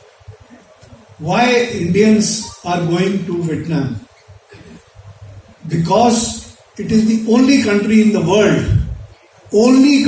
world which defeated the Americans, Chinese and French together. There is no other country on the planet. Give them a big hand. Tại sao người Ấn Độ đi thăm Việt Nam? Bởi vì Việt Nam là quốc gia duy nhất đã đánh bại Mỹ, Trung Quốc và Pháp. Apart from that, from the tourism point of view, it is one of the most beautiful country in Southeast Asia, and it's the fastest developing economy in Southeast Asia and the best place to invest. Về lĩnh vực du lịch thì Việt Nam được lựa chọn là điểm đến bởi vì là một trong những địa điểm quốc gia có vẻ đẹp, đặc biệt ở khu vực Đông Nam Á, đồng thời có một nền kinh tế phát triển cũng ở mức hàng đầu và trở thành một cái điểm đến vô cùng hấp dẫn cho đầu tư. In the first 11 months of 2022, 109,000 Indians visited Vietnam. Trong một vài tháng đầu năm 2022 thì đã có hơn 190,000 khách thăm Việt Nam. Imaginative planning these people have, and India should learn something from Vietnam. They have planned that by 2030 they will have 35 million international tourists. Có lẽ có một điều 35 million. Có một điều mà Ấn Độ sẽ cần phải học từ Việt Nam, đấy là cái mục tiêu. And because of 35 million, it will become one of the developed nations very fast. Cần phải học tập ở Việt Nam, đấy chính là trong lĩnh vực du lịch, với mục tiêu năm 2030 sẽ Việt Nam đón nhận được 35 triệu khách du lịch. Apart from the beautiful mountains which are there in the Lao Cai province, from where the Honorable Secretary comes from, Vietnam has a 3,000 kilometer coastline and one of the most beautiful coastlines in Southeast Asia. Ngoài cảnh quan về khu vực địa hình rừng núi như những cái hình ảnh về tỉnh Lào Cai đã được chia sẻ, thì Việt Nam cũng có đường bờ biển dài 3.200 km với những cái bãi biển đẹp nhất trong khu vực Đông Nam Á. Vietnam exported $7.96 billion worth of exports, and the total trade between India and Vietnam is around $16 billion, 15.7 or 8 billion dollars. Với mức xuất khẩu 7,96 tỷ USD của Việt Nam sang Ấn Độ, cũng như là tổng kim ngạch thương mại giữa hai nước khoảng hơn 15 tỷ USD. I'm a very practical man. Today in this meeting, I'm announcing on behalf of the Indian Chamber and also on behalf of Stick Travels that we will take MICE delegation. MICE is meetings, incentives, wedding planners and top, and we'll ask Mr. Tyagi, the great film producer from Bollywood, to also take some producers with us so that we make some films on Vietnam and we show it, and Bollywood, wherever the films are made, Switzerland became popular because of the Bollywood films. So I'm sure Vietnam will become more and more popular. Với vai trò là đại diện của phòng thương mại của Ấn Độ thì tôi mong muốn là trong tương lai gần chúng tôi sẽ có một đoàn đại biểu bao gồm các nhà tổ chức đám cưới cũng như là các nhà sản xuất phim sẽ tới Việt Nam và làm một bộ phim về Việt Nam để quảng bá hình ảnh Việt Nam và đưa Việt Nam trở thành một cái điểm đến được phổ biến giống như cách mà chúng tôi đã làm với Thụy Sĩ. Little background about the Indian Chamber. Indian Chamber was started in 1924 when the Bengal Chamber had only white men. So Mahatma Gandhi started the Indian Chamber, and today Indian Chamber, although headquartered in Calcutta, it's nearest to Vietnam, but it is now spread all over the country. And the first president of the Indian Chamber was G.D. Birla, one of the biggest industrialists of the country. Tôi cũng muốn nhân dịp này chia sẻ một chút về lịch sử hình thành của ICC, phòng thương mại công nghiệp Ấn Độ. Thì phòng thương mại công nghiệp Ấn Độ được hình thành tại bang Bengal trong cái thời điểm mà khi mà các phòng thương mại và được khởi xướng bởi Mahatma Gandhi, và mặc dù là trụ sở chính của ICC thì hiện tại đang nằm ở Kolkata, là cái điểm đến vô cùng gần với Việt Nam. Tuy nhiên thì sự hiện diện của ICC thì đã có mặt ở trên khắp Ấn Độ. Excellency, I assure you that we will promote Lao Cai province and we will take a chamber delegation to your beautiful province as soon as possible. Và ICC thì cũng sẽ gửi một đoàn đại biểu tới thăm tỉnh này trong thời gian sớm nhất. Excellency, you have a very dynamic Mr. Bui, who's the commercial counselor, and His Excellency the Ambassador. And on my personal behalf, as chairman of the Stick Travel Group, we are India's largest B2B travel company, marketing 12 international airlines, 4 cruise companies, and 3 rental-car companies. We have a data bank of about 25,000 travel agents, tour operators, wedding planners, film producers, and we also have about 100,000 corporates. So anything that the embassy will give us to promote amongst the travel agents, tour operators, on behalf of Stick Travels also, and on behalf of the Indian Chamber, we assure you that we will leave no stone unturned in order to be an extended arm of your mission. Với nỗ lực và sự năng động của đại sứ quán, các thành viên của đại sứ quán cũng như là đại diện cho ICC, chúng tôi khẳng định rằng là với mạng lưới hơn 25.000 các cái đối tác về du lịch, tổ chức đám cưới, cũng như là 100.000 các cái doanh nghiệp, thì chúng tôi sẽ hỗ trợ trong việc quảng bá thông tin của Lào Cai một cách hiệu quả. At a personal reason, I am also very excited to be here today because we have a very strong, and our Prime Minister, Mr. Narendra Modi, and your head of the state have very close understanding, and we have an excellent defense and strategic cooperation. It is this cooperation which will bring peace in the Asia Pacific region, because the Asia Pacific region is today the most, after the Ukraine war, this is a hotbed, and it is nations like Vietnam, where there is Buddhism and Hinduism, as mentioned by Excellency, we will bring peace and prosperity in both our countries. And that is why we are signing an MOU on behalf of the Indian Chamber and on behalf of Stick Travel. I will request my co-chairman to join me in signing this with the Indian Chamber. Thank you very much, Mr. Boy and Excellency, for giving me the opportunity. Thank you, and long live Indo-Vietnam friendship and Indo-Vietnam tourism. Jai Hind. Chia sẻ với sự hiểu biết lẫn nhau của lãnh đạo hai quốc gia cũng như là sự hợp tác rất chặt chẽ trong lĩnh vực quốc phòng và chiến lược, thì chúng ta hai quốc gia với những sự ảnh hưởng của Ấn Độ giáo cũng như là Phật giáo có thể mang lại sự hòa bình trong cái khu vực Ấn Độ Thái Bình Dương này mà hiện tại đang trở nên rất là nóng bỏng trên trường quốc tế. Và với việc ký kết MOU ngày hôm nay thì chúng tôi cũng mong muốn thể hiện và góp phần cho cái mối quan hệ hợp tác Ấn Độ Việt Nam lâu dài cũng như là quan hệ Ấn Độ Việt Nam trong lĩnh vực du lịch một cách phát triển hơn nữa. Xin trân trọng cảm ơn. Xin trân trọng cảm ơn bài phát biểu của ông. Ban tổ chức hôm nay rất là vui mừng có sự hiện diện của ông, một trong những cái đại diện cho những cái doanh nghiệp du lịch cũng như là cái phòng thương mại của công nghiệp, một trong phòng thương mại lâu đời nhất Ấn Độ. Và với cái tổ chức của ông là 25.000 những cái nhà tổ chức tour, thì tôi nghĩ là Lào Cai hôm nay rất là may mắn và vinh dự có được cái sự hiện diện của những cái tổ chức rất là quan trọng này. Thì ban tổ chức thì như ông đã giới thiệu thì chúng tôi rất là vui mừng giới thiệu một số sự hiện diện của quan khách mà mới có mặt tại đây. Thì we would like to welcome Mr. Gandh, who is Consul General Honorary of Commonwealth to India. And we would like to see my close friend Mr. Zarat, who is President of Gulf Tourism.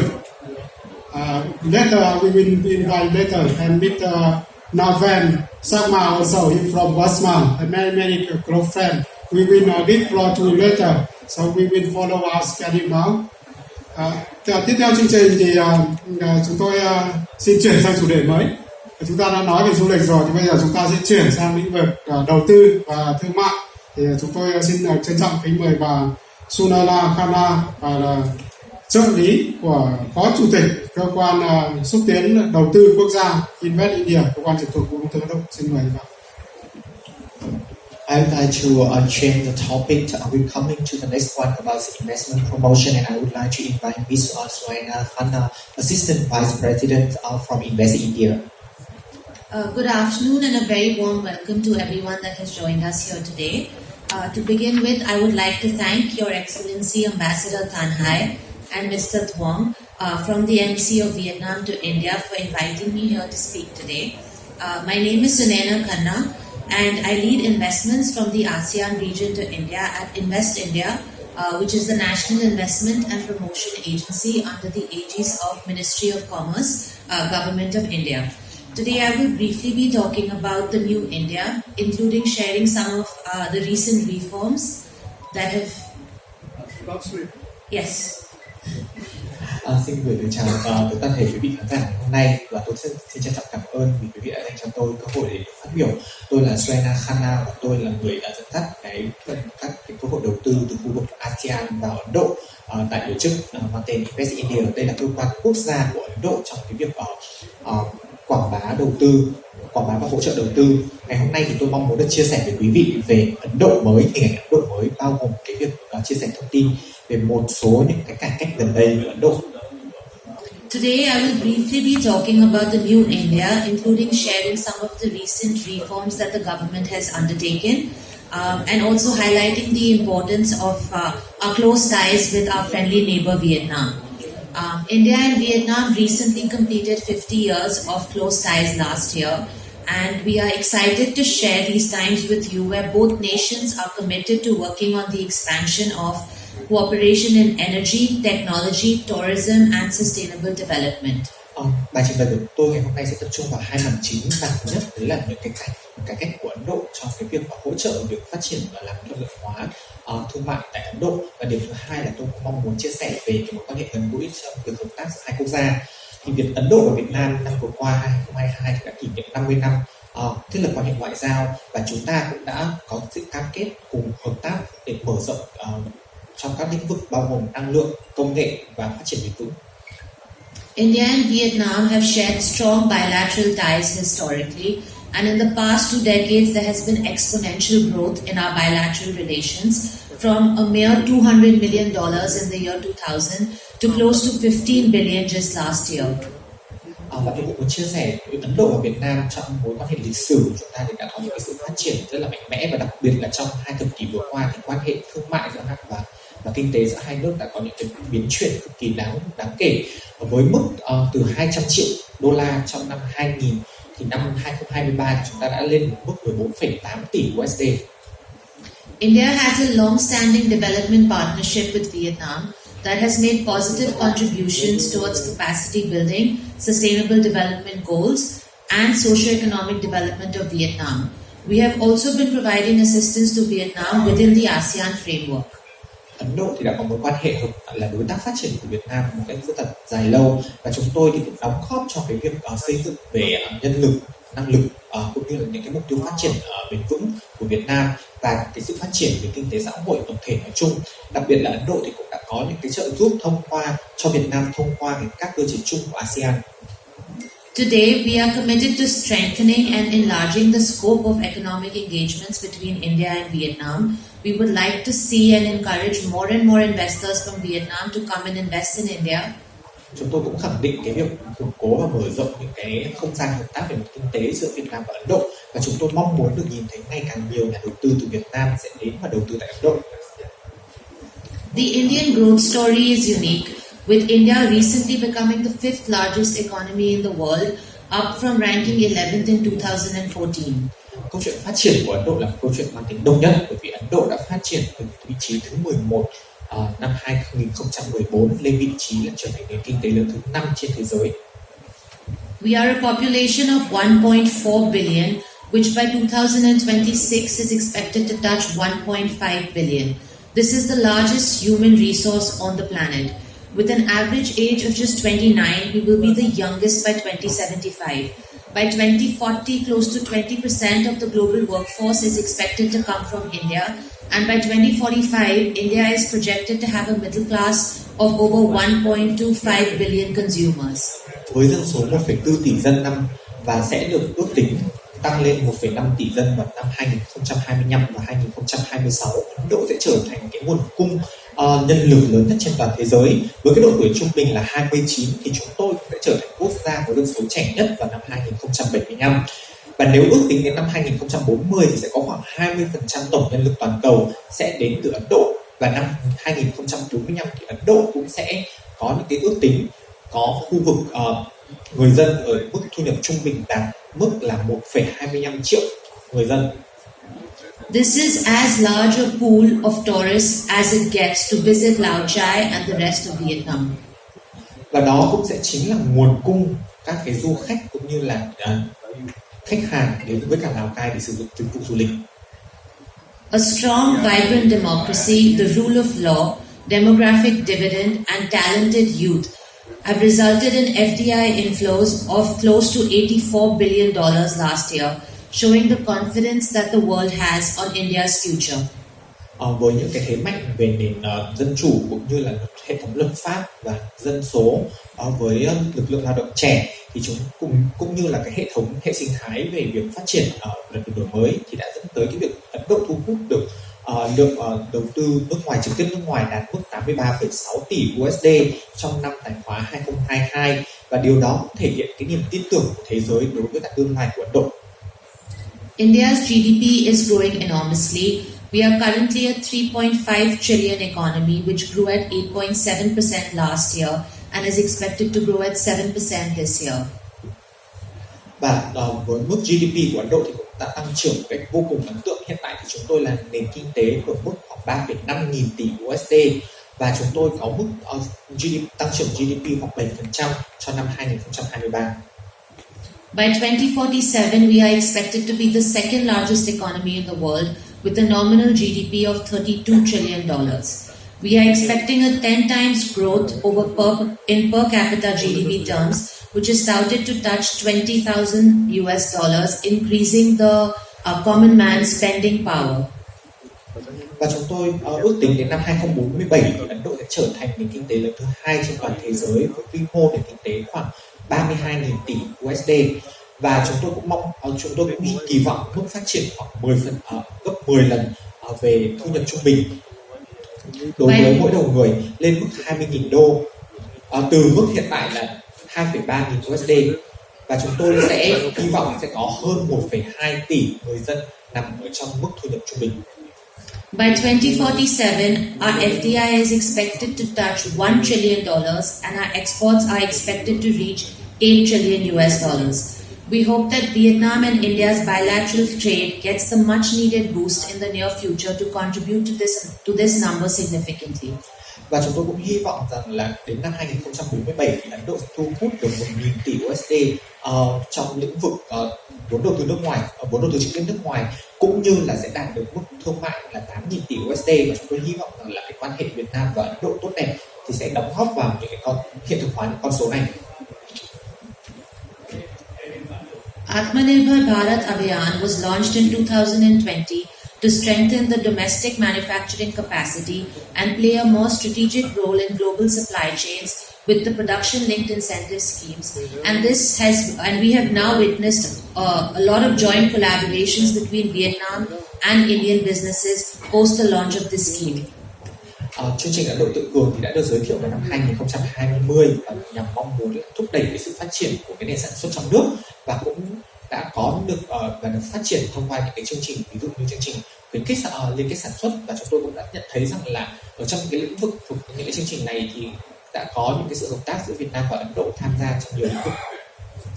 The government of India aims to improve the ease of doing business in India and reduce the cost of doing business. The key focus areas of the initiative are simplification of procedures, rationalization of legal provisions, and digitization of government processes.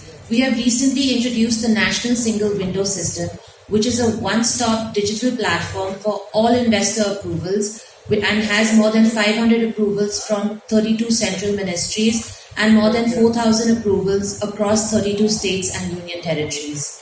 Và chính phủ Ấn Độ thì hiện tại cũng đang cố gắng để cải thiện cái môi trường đầu tư kinh doanh và cũng như là cái giá trị đầu tư sản xuất tại Ấn Độ thông qua một loạt những cái nỗ lực, ví dụ như việc đơn giản hóa quy trình thủ tục, cải thiện những cái hệ thống cơ sở pháp lý, cũng như là số hóa những cái quá trình thủ tục ở chính phủ. Và chúng tôi thì cũng mới đây đã giới thiệu hệ thống một cửa của Ấn Độ. Đây là một cái nền tảng số dành cho các nhà đầu tư để có thể được nhận các loại giấy chứng nhận từ hơn 500 loại giấy chứng nhận từ 32 bộ ngành cấp trung ương và hơn 4.000 loại giấy chứng nhận từ 32 bang và vùng lãnh thổ của Ấn Độ. Under the Digital India campaign, UPI, which is the Unified Payment Interface, has taken off.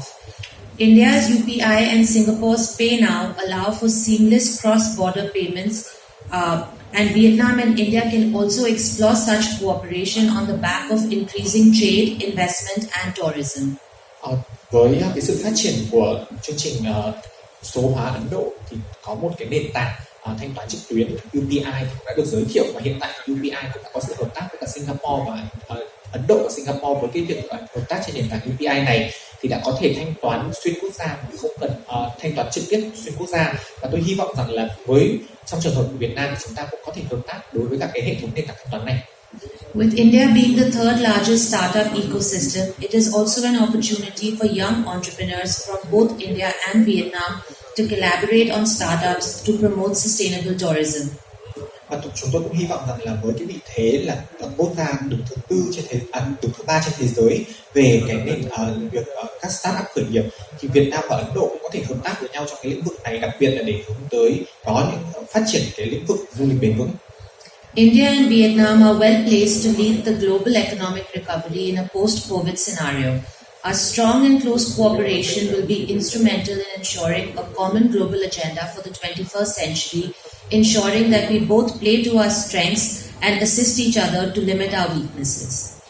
Và Việt Nam và Ấn Độ thì đều là những nền kinh tế đã có sự phục hồi rất là mạnh mẽ sau chữa đại dịch Covid-19, và hy vọng rằng là với sự hợp tác của hai quốc gia chúng ta thì những cái chương trình cũng như là những cái mục tiêu toàn cầu chung sẽ đạt được cho thế kỷ 21, và chúng ta sẽ cùng phát triển. Thank you everyone. Xin trân trọng cảm ơn. Thank you very much. Thank you very much. Tiếp theo chúng tôi được xin kính mời tiến sĩ Sandip Nawa, Chủ tịch Phòng Thương mại và Công nghiệp các truyền thông và giải trí quốc tế. Thì như chúng ta đã biết từ các bài phát biểu trước, ông là một người có rất là nhiều tầm ảnh hưởng, không những trong lĩnh vực giải trí, ông có những cái hệ thống đào tạo để có thể hỗ trợ phát triển nguồn nhân lực cho tỉnh Lào Cai. Và xin kính mời. I would like to invite Dr. Sandip Nawa.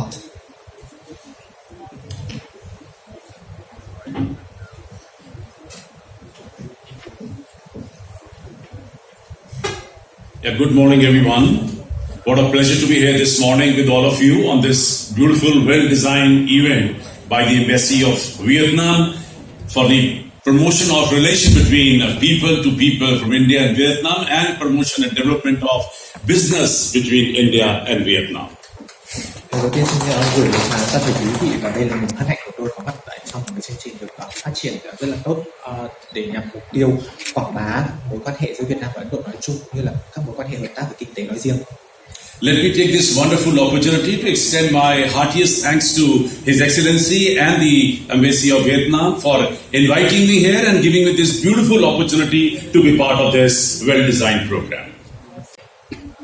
After enough of Vietnamese, let me speak few words in Hindi.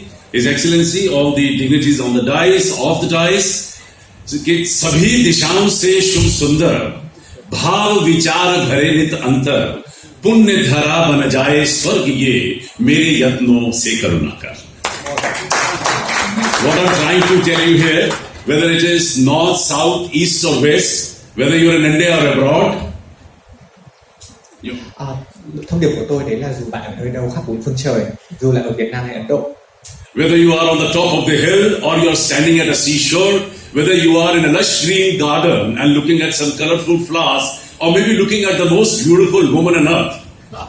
Dù bạn ở trên núi hay dưới biển, dù bạn đứng ở trước vẻ đẹp của thiên nhiên hay vẻ đẹp của con người. The fact is there are two things which are much more beautiful than what you can see with the naked eyes, and these two things are your thinking and your feelings. Và nhưng có hai điều đẹp đẽ hơn tất cả mọi thứ, đó chính là cái suy nghĩ của bạn và cảm xúc của bạn. And the best part is that both the things are right within you. You don't even need eyes for that. On this very auspicious day, let's pray, hey Lord, give me good thinking, give me good feelings, so that I can do good deeds, and through my good karmas, I would love to convert this earth into heaven.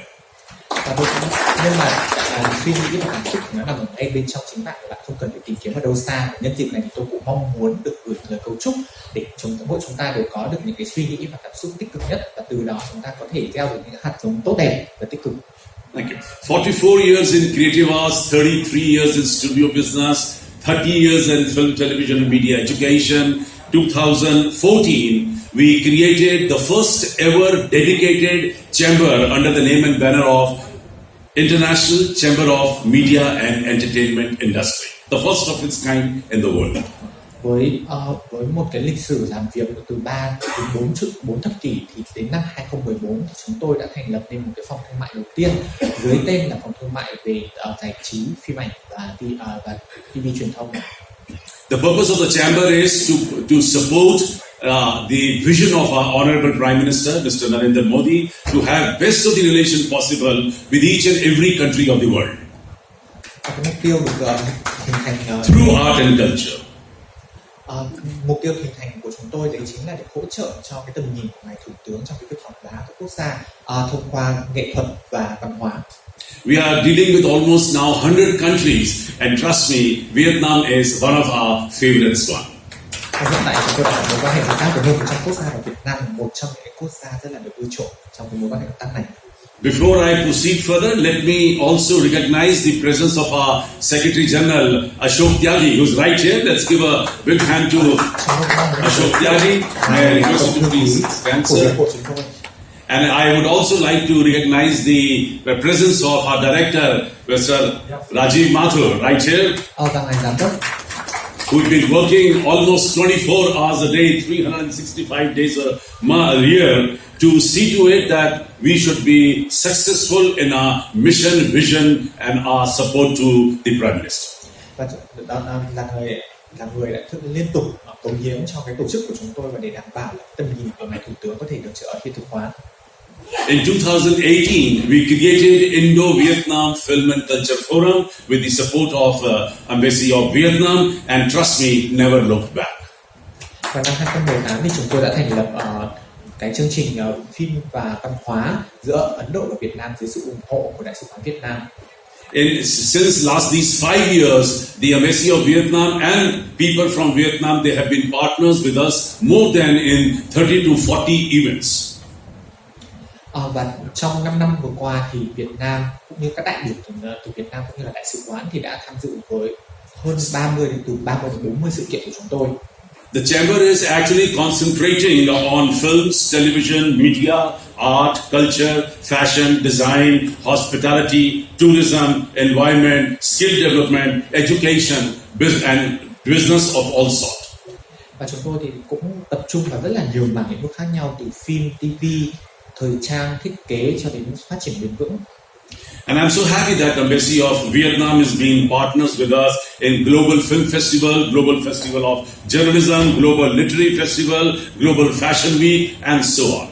Và chúng tôi cũng rất tự hào khi mà đại sứ quán đã tham dự và trở thành đối tác của chúng tôi trong một loạt những cái sự kiện cũng như là những cái lễ hội quốc tế như về phim, về thời trang. Well, today it's a D-Day, and on this very auspicious day, first of all, I would love to announce a scholarship for a deserving student from Vietnam, a scholarship of 300,000 rupees, which is worth around $3,500 for someone who maybe the student can be from Lao Cai or it can be from any part of Vietnam. I leave it to His Excellency to decide who can come to India and learn cinema for 3 months at our cost. Và hôm nay thì tôi cũng mong muốn được tuyên bố về một cái học bổng dành cho các sinh viên Việt Nam, những người mà có mong muốn được học tập về ngành làm phim tại Ấn Độ trong vòng 3 tháng. Học bổng có giá trị là 300.000 rupee, tương đương với 3.500 USD.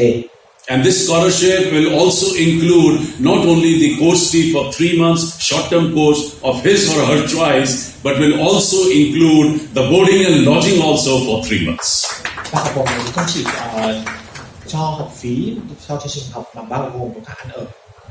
Well, we were absolutely ready to fly to Vietnam, and unfortunately the pandemic came in and we had to drop that trip, which was almost ready to fly. But this time we have decided, probably if not in August but in September, we are planning to take a delegation of 10 to 12 filmmakers from here to Vietnam, who will be going there for a recce to shoot cinema in different parts of Vietnam, and especially now Lao Cai. Và chúng tôi thì đã từng có kế hoạch mong muốn đến thăm Việt Nam ngay trước khi đại dịch diễn ra. Tuy nhiên thì kế hoạch này đã phải hủy bỏ bởi vì những cái điều kiện di chuyển đi lại trong thời kỳ đại dịch quá khó khăn. Tuy nhiên thì đến tháng 9 năm nay thì chúng tôi có dự kiến là thành lập một đoàn từ 10 đến 20 nhà làm phim đến và tìm hiểu các cái địa điểm quay phim tại Việt Nam, và trong đó thì sẽ có Lào Cai. Luckily, I am on the board of Film Federation of India, which is the mother body of the film business of this country. We have around 200 different film television bodies, and FFI is the mother body, and we have already proposed this wonderful suggestion to FFI as well as to IMFA, which is Indian Motion Picture Producer Association, which is the biggest film producer association of the country, carrying almost 7,500 producers. And we have already put in a word of Vietnam to all these people in last year and a half. Và trong 1,5 năm qua thì chúng tôi cũng đã trực tiếp trao đổi và thông tin đến các cái đại biểu và các thành viên của một loạt các cái hiệp hội về làm phim, sản xuất phim của Ấn Độ để phổ biến và quảng bá về Việt Nam. Rather, I must say that we have already started working, and I have already requested Mr. Ashok Tyagi to start finding out the names of the people who are now keen in joining us to Vietnam. Chúng tôi đang ở bước cuối cùng trong việc xác định những cái cá nhân cụ thể để tham gia vào công tác lần này. Well, we have already planned few very interesting programs like Festival of Films from Vietnam, which we are going to have at Noida Film City. Luckily, I'm the founder of Noida Film City, and also a food festival from Vietnam, which we are also planning to have in Noida Film City in the coming days.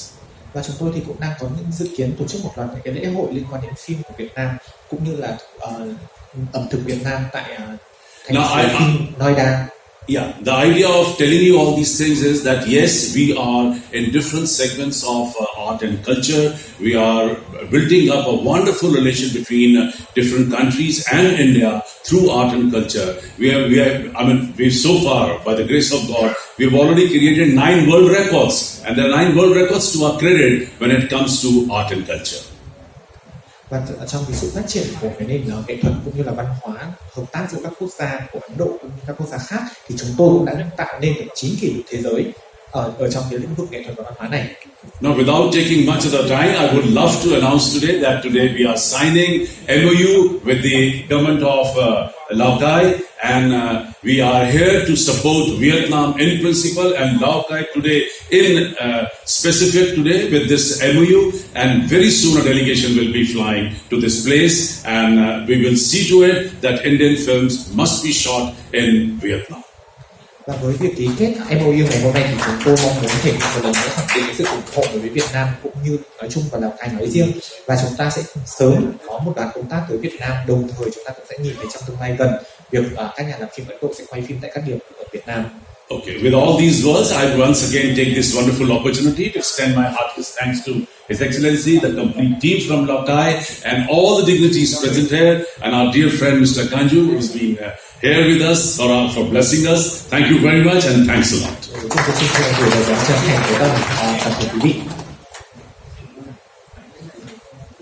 Xin trân trọng cảm ơn bài phát biểu rất là ấn tượng. Xin chúc mừng Lào Cai hoặc là những cái thí sinh của Việt Nam có cơ hội để tìm học bổng sang phục vụ cái ngày. Qua cái bài phát biểu của ngài bí thư tỉnh thì có rất là nhiều cơ hội cho các trong lĩnh vực đầu tư và tỉnh Lào Cai, phòng thương mại và công nghiệp, các nhà doanh nghiệp nhập khẩu Ấn Độ thì có rất là nhiều kinh nghiệm hợp tác với Việt Nam trong thời gian 10 năm qua. Hy vọng cái quản lý kết này sẽ đến những cái cơ hội, những cái tiềm năng giống như chỉ đạo của đồng chí bí thư là hiện thực. Xin chúc mừng sở kế hoạch đầu tư tỉnh Lào Cai, ICCI.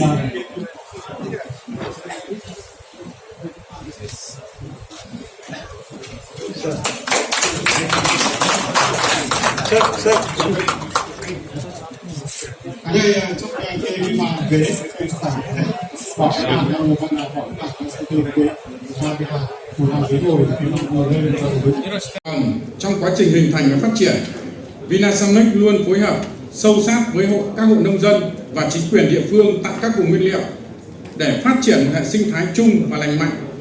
Chúng tôi đặt sự phát triển bền vững lên hàng đầu trong tất cả các hoạt động sản xuất kinh doanh của mình và cam kết với các đối tác để tạo ra giá trị cộng đồng và bảo vệ môi trường. So basically, Vinasamex opt for the ecosystem to building the ecosystem when we interact directly with the farmer in a sustainable way, and we encourage for sustainable practice as well as the environmental friendly. Vinasamex đang tiến hành xây dựng 2 nhà máy tại 2 huyện của tỉnh Lào Cai là huyện Văn Bàn và Bảo Thắng. Những nhà máy này không chỉ mang lại cơ hội việc làm cho người dân địa phương, còn đóng góp tích cực vào sự phát triển kinh tế và môi trường sinh thái của mình. At the moment, we are developing 2 manufacturing units in Lao Cai province, which we hope can help to increase the living standard of the people in Lao Cai. Qua việc tham gia hội nghị này, thì chúng tôi mong muốn tìm kiếm cơ hội hợp tác với các đối tác từ Ấn Độ. Đất nước đã chứng kiến một sự phát triển nhanh chóng các lĩnh vực về kinh tế, công nghiệp, tạo điều kiện thuận lợi cho mở rộng thị trường và xúc tiến thương mại. Chúng tôi tin rằng hợp tác song phương sẽ mang lại lợi ích to lớn cho cả hai bên. Chúng ta có thể chia sẻ kiến thức, công nghệ và tận dụng lợi thế của mỗi quốc gia để phát triển ngành công nghiệp, quế hồi và các gia vị hữu cơ. Basically, I would like to take the opportunity to call in for the partner from India, because we believe that India has strong advantages in knowledge as well as technologies, so that when we cooperate with each other, we can develop the supply production. Cuối cùng, chúng tôi chân thành cảm ơn quý vị đã lắng nghe. Chúng tôi rất mong muốn được thiết lập mối quan hệ đối tác bền vững và thành công với các doanh nghiệp và nhà đầu tư Ấn Độ để cùng nhau khám phá tiềm năng thị trường và tạo ra những cơ hội kinh doanh tuyệt vời trong tương lai. Xin kính chúc quý vị đại biểu, quý vị khách quý lời chúc sức khỏe, hạnh phúc và thành đạt. Chúc hội nghị thành công rực rỡ. Xin trân trọng cảm ơn. We are willing to become your partner to explore the market in Vietnam as well as to establish a long-lasting partnership in Vietnam. And on this opportunity, I would like to thank all of you.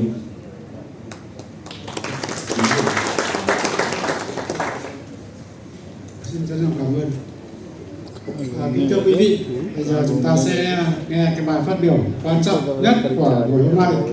Ban tổ chức xin trân trọng kính mời đồng chí Xuan Phong, Ủy viên Ban chấp hành Trung ương Đảng, Bí thư Tỉnh ủy, trưởng đoàn đại biểu Quốc hội tỉnh Lào Cai phát biểu trong cái chương trình hội thảo này. Xin kính mời.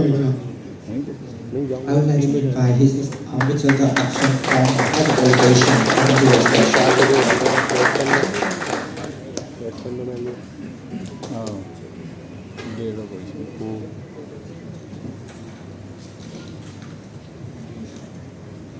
Kính thưa Ngài Chủ tịch Phòng Thương mại và Công nghiệp Atul Kumar Saxena, kính thưa Ngài cựu Thứ trưởng Bộ Thương mại của Ấn Độ, kính thưa các bạn Ấn Độ, thưa tất cả các bạn có mặt trong khán trường ngày hôm nay. Dear Mr. The presidents of IICCI as well as the former secretaries from the NEA as well as the distinguished guests. Chúng tôi có mặt tại Ấn Độ trong một thời gian rất ngắn và trong khoảng thời gian hơn 2 tiếng đồng hồ. Tôi rất tập trung lắng nghe những ý kiến phát biểu cũng như chú ý quan sát. Tôi trước hết rất cảm xúc, rất cảm kích và vô cùng cảm ơn sự có mặt của quý vị đại biểu có mặt trong khán trường ngày hôm nay với thành phần, với quy mô và với sự tâm huyết của quý vị đại biểu. Đặc biệt là 2 bài phát biểu của Ngài Chủ tịch Phòng Thương mại và Công nghiệp và Ngài cựu Thứ trưởng thì thay cho lời giới thiệu của Lào Cai đối với các bạn Ấn Độ. So during the last 2 hours, I have paid a close attention, and I would like to share my deep appreciation for all of you, for the energy and enthusiasm of all the speakers who have shared ideas with us today. And I also would like to thank the president of IICCI as well as the former secretary from NEA who helped indirectly introduce our Lao Cai province and promote Lao Cai province on behalf of us. Thank you. Mong muốn của đội Lào Cai, chúng tôi muốn giới thiệu hình ảnh và những cơ hội của Lào Cai đến các bạn Ấn Độ.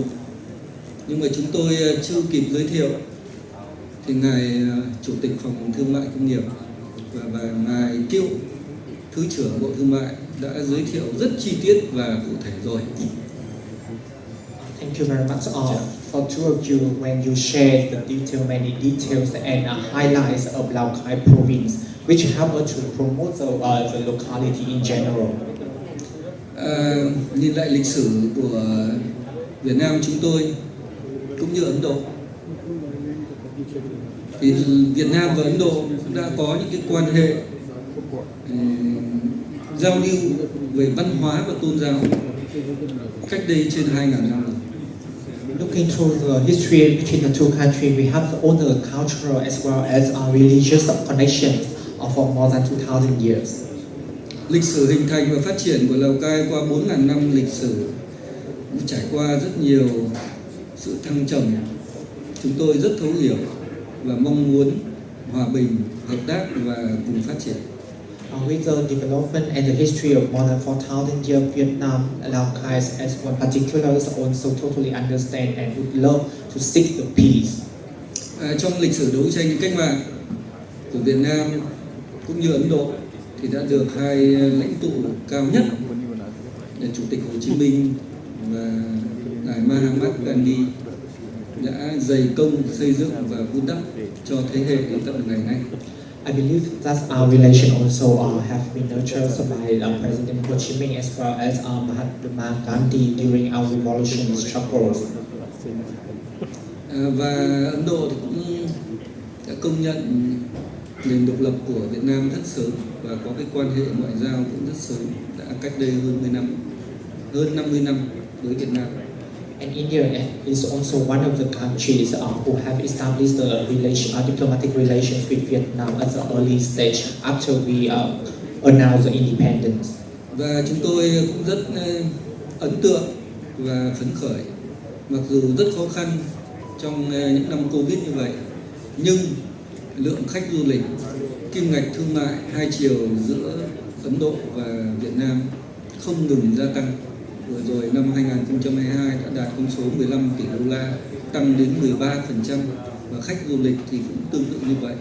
Và với cái sự năng động của Ấn Độ, với tiềm năng thế mạnh của Ấn Độ, tôi tin chắc rằng các bạn sẽ có nhiều cái nhất trong tương lai gần.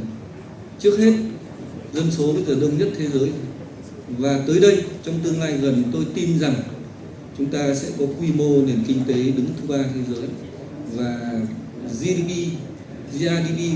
bình quân đầu người sẽ tăng có thể gấp 10 lần hiện nay trong một thời gian ngắn. Despite the COVID-19, the two countries has experienced the development in both trade and tourism significantly, which the number has held its own 15 billion US dollar in trade, with the average growth of more than 13%. And I believe that India, with its activeness, proactiveness, as well as the potentials, will lead the world. India is now the leading country in population, and the size of the economy has ranked third all over the world. And I believe that in the near future, you also will obtain the dream to increase the GDP per capita by more than 10 times. Thay vì giới thiệu Lào Cai thì tôi đề nghị các bạn Ấn Độ chúng ta cùng bắt tay với nhau, cùng hợp tác với nhau, cùng kết nối với nhau, cùng chia sẻ với nhau để nâng giá trị của các sản phẩm, từ sản phẩm công nghiệp, nông nghiệp, du lịch, để tất cả chúng ta đều thắng, đều win-win. Instead of introducing more about Lao Cai province, I would like to urge all Indian businessmen to connect and to cooperate with Vietnamese partners, so that we can together increase the value of own product and service offering to the world, and we can all win-win.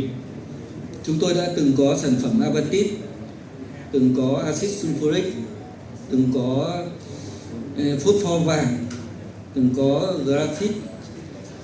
Tại sao các bạn Ấn Độ không nghĩ rằng sẽ trực tiếp nghiên cứu và đầu tư tại Lào Cai để nâng cái giá trị đó lên?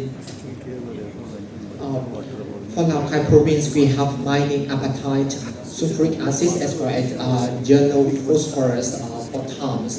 And why Indian businessmen do not invest in Vietnam to manufacturing and to processing the minerals?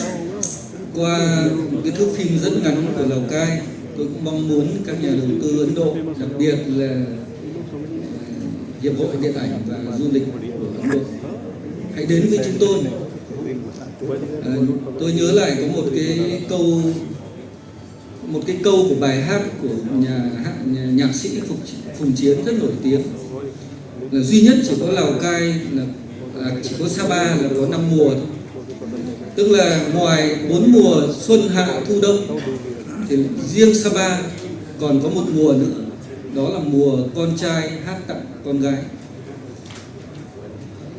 Basically, when it comes to tourism, I would like to call for all the film producers as well as association and tourism association also coming to experience Lao Cai in general and Sapa in specific, because you know Sapa is known for 5 different seasons, not only spring, summer, autumn or winter, but also the mating season, when you can witness the boys singing to attract the girls. Và Sapa, nơi gặp gỡ đất trời, các bạn hãy đến để ghi lại những khoảnh khắc này. Sapa, thành phố trong sương, Sapa, thành phố trong mây, và Sapa, nơi gặp gỡ đất trời.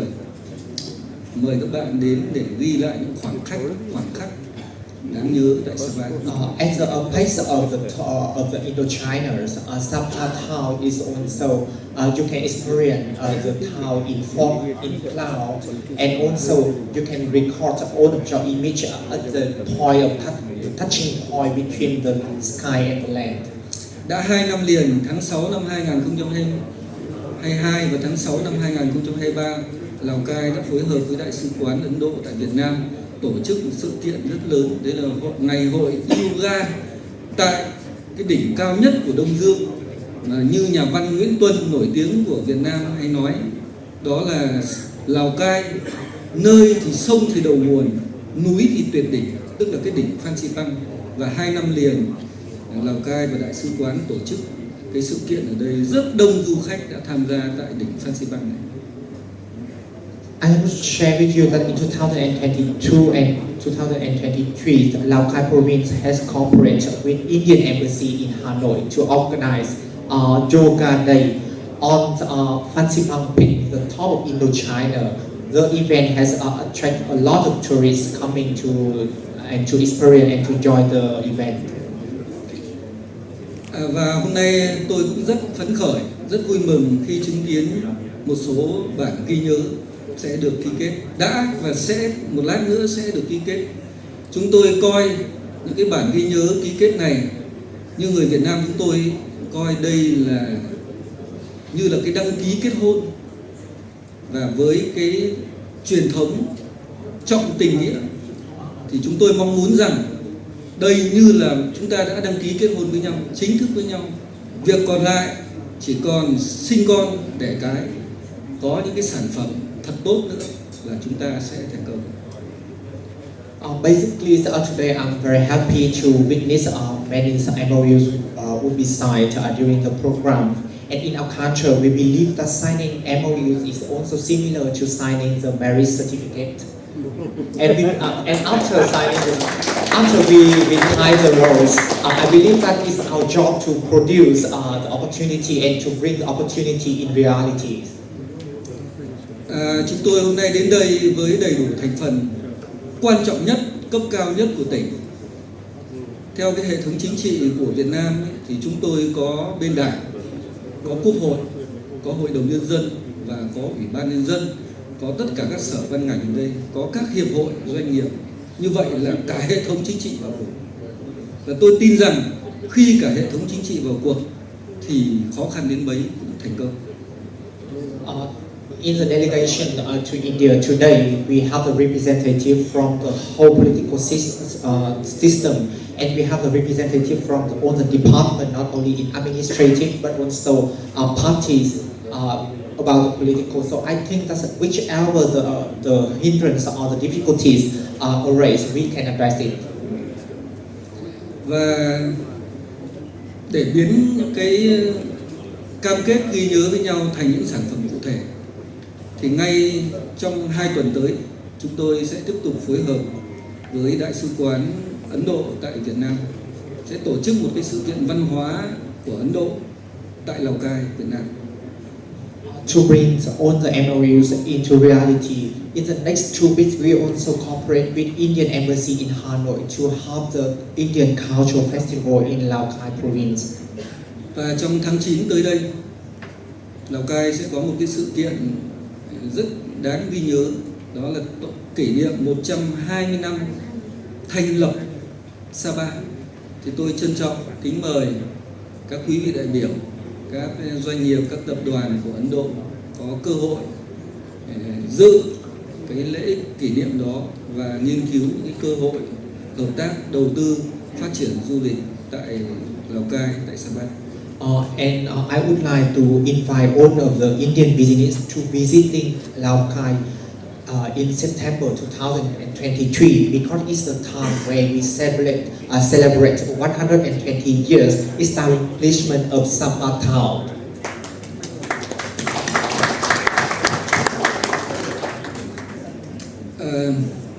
Thay lời chúc mừng cuối, một lần nữa tôi từ tấm lòng của mình, truyền thống của Việt Nam, đó là trọng tình nghĩa, chúng tôi xin trân trọng cảm ơn các bạn Ấn Độ đã chú ý lắng nghe, và chúng tôi rất vui khi ban tổ chức đã phải tăng thêm cái lượng ghế vào trong khán trường này.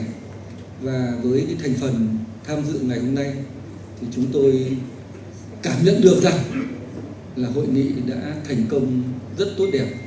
Xin cảm ơn Ngài Đại sứ Nguyễn Thanh Hải, cảm ơn Chủ tịch Phòng Thương mại và Công nghiệp Atul cảm ơn tất cả quý bạn, tất cả các đồng chí đã có mặt và giúp đỡ Lào Cai trong cái hội nghị này, và xin được nhiệt liệt chào đón thời gian sớm nhất các bạn tại Việt Nam và tại Lào Cai. Xin trân trọng cảm ơn.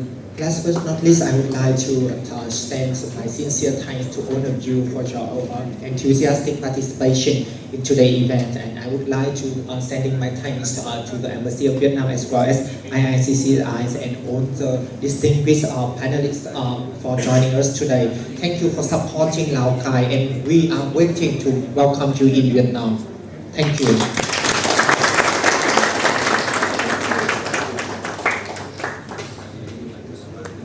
Xin trân trọng cảm ơn đồng chí Đặng Xuan Phong, Ủy viên Ban chấp hành Trung ương Đảng, Bí thư Tỉnh ủy, trưởng đoàn đại biểu Quốc hội tỉnh Lào Cai đã có bài phát biểu rất là quan trọng. Thông thường thì chúng tôi thì có chuẩn bị những bài phát biểu, nhưng mà đồng chí đã không cần. Vâng, đồng chí Ôn tiếp tục phát biểu. Tôi còn một ý nữa liên quan đến câu hỏi của đồng chí Chủ tịch Hiệp hội các doanh nghiệp nhỏ và siêu nhỏ. I would like to address the questions from the representative of MSMEs Association. Đó là chính sách về thuế và những ưu đãi đặc biệt khi đầu tư tại Lào Cai. Regarding the tax incentive and the supportive mechanism in Lao Cai province. Ưu đãi thì có hai cái thứ ưu đãi đối với các doanh nghiệp đầu tư tại Lào Cai. Trước hết là ưu đãi về tiền thuê đất, hai là thuế thu nhập doanh nghiệp. There are two kind of incentive in Lao Cai province which we offer. That's the first one is about the land renting rate, and the second one is about the revenue tax. Về tiền thuê đất thì income tax. Tiền thuê đất thì tùy thuộc vào từng cái dự án, loại hình dự án cụ thể. Nếu những dự án mà đặc biệt thì khuyến khích đầu tư thì có thể là miễn tiền thuê đất, hoặc là giảm 19 năm, miễn 19 năm, 17 năm, 13 năm, 11 năm, tùy thuộc vào từng loại hình dự án cụ thể. Đó là tiền thuê đất. When it comes to land renting rate, it depends on the kind of investment and the kind of project, but it can be free. Thuế thu nhập doanh nghiệp thì cũng có thể giảm 8 năm, miễn 8 năm, miễn 4 năm và áp thuế 10% trong những năm tiếp theo, thì cũng tùy thuộc vào từng loại hình là từng dự án cụ thể. Corporation income tax is also will be waived depends on the size and the type of the establishment. Chính sách về thuế và tiền thuê đất thì theo cái khung chính sách chung của Việt Nam, nhưng Lào Cai sẽ áp dụng ở cái cận và tốt nhất, ưu đãi nhất cho doanh nghiệp. Even though we have to follow the same structure as dictated by Vietnamese law, however, Lao Cai province will create the most favorable condition so that you can enjoy the best incentive possible. Ngoài cái chính sách về thuế và tiền thuê đất, thì chúng tôi sẽ cam kết về thủ tục hành chính, về hỗ trợ về hạ tầng, hỗ trợ về con người. Hiện nay đồng chí Chủ tịch tỉnh đang là tổ trưởng tổ giúp đỡ các doanh nghiệp giải quyết rất nhanh, rất gọn và rất sớm. Và đây có thể nói đây mới là cái mấu chốt và quan trọng về thủ tục hành chính, trình tự thủ tục đầu tư. Apart from the framework offered by Vietnamese law, the province also offers extra incentive in administrative procedures, in infrastructure, as well as in human resources. And the chairmen of people committees, also the leaders of the group in which we entertain and we address the issue of all the businessmen and investors. So you do not need to worry about that. Xin cảm ơn. Thank you very much. Cảm ơn ngài bí thư. Tiếp theo chương trình thì sẽ đến cái chương trình ký MOU. Thì cũng xin phép đồng chí bí thư, các đồng chí lãnh đạo tỉnh, bởi vì cái ngài Sanjit và các ngài có việc phải đi gấp, và chúng tôi xin phép thay đổi cái thứ tự để ký một chút. Thì trước tiên thì xin kính mời ngài Sandip Mawa, Chủ tịch Phòng Thương mại và Công nghiệp Truyền thông Giải trí sẽ ký với Hiệp hội Du lịch tỉnh Lào Cai. Xin mời may I invite Mr. Sandeep Mawar, President of International Chamber of Media and Entertainment in Nachi, to go state and sign MOU. Và xin kính mời các vị khách quý chúng ta đứng dậy để gọi chứng kiến cái sự ký kết này. Lovely. With your permission, His Excellency. Yes, please.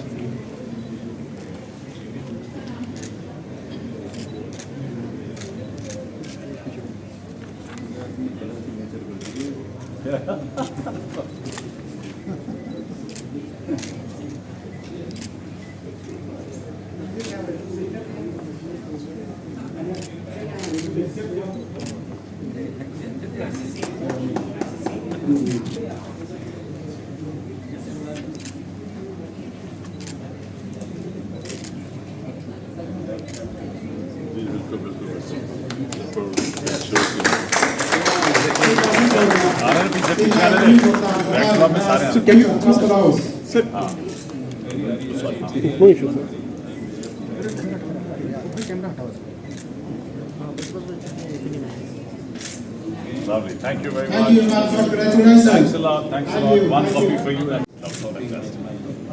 Tiếp theo chương trình thì xin mời chị Đơn tiếp tục ký kết cái bản ghi nhớ Nga. Now I invite Mr. Subhat Wara, who is the chairman of State Chamber, also the chairman of Indian Chamber of Commerce in another view of the future population. Congratulations. Giữa công ty Quế Hồi Việt Nam và công ty Amarendra Global Resources và công ty Quế Hồi là nhà xuất khẩu quế hồi lớn và công ty đối tác Ấn Độ cũng là nhập khẩu lớn. Hai doanh nghiệp thì đã có cái bản ký kết thương mại trước đây. Tuy nhiên thì trong cái hội nghị này thì sẽ có một cái hợp tác rất là lớn và sâu rộng trong thời gian tới. Hy vọng là cái sản phẩm quế hồi của tỉnh Lào Cai sẽ có mặt rộng rãi ở thị trường Ấn Độ. Xin chúc mừng congratulations. So.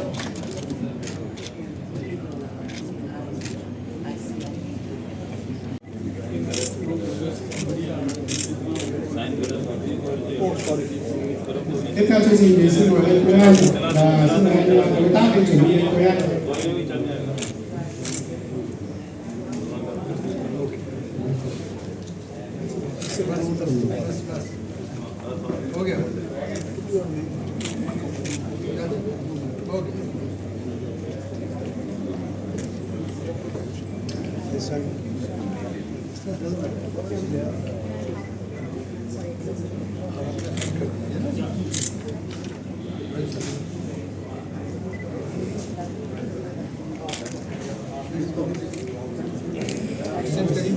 Xin mời toàn xã đại và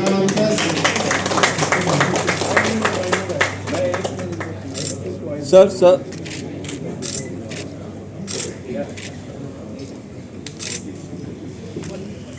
chúc mừng, chúc cho sự ký kết thành công trong thời gian tới. Thank you.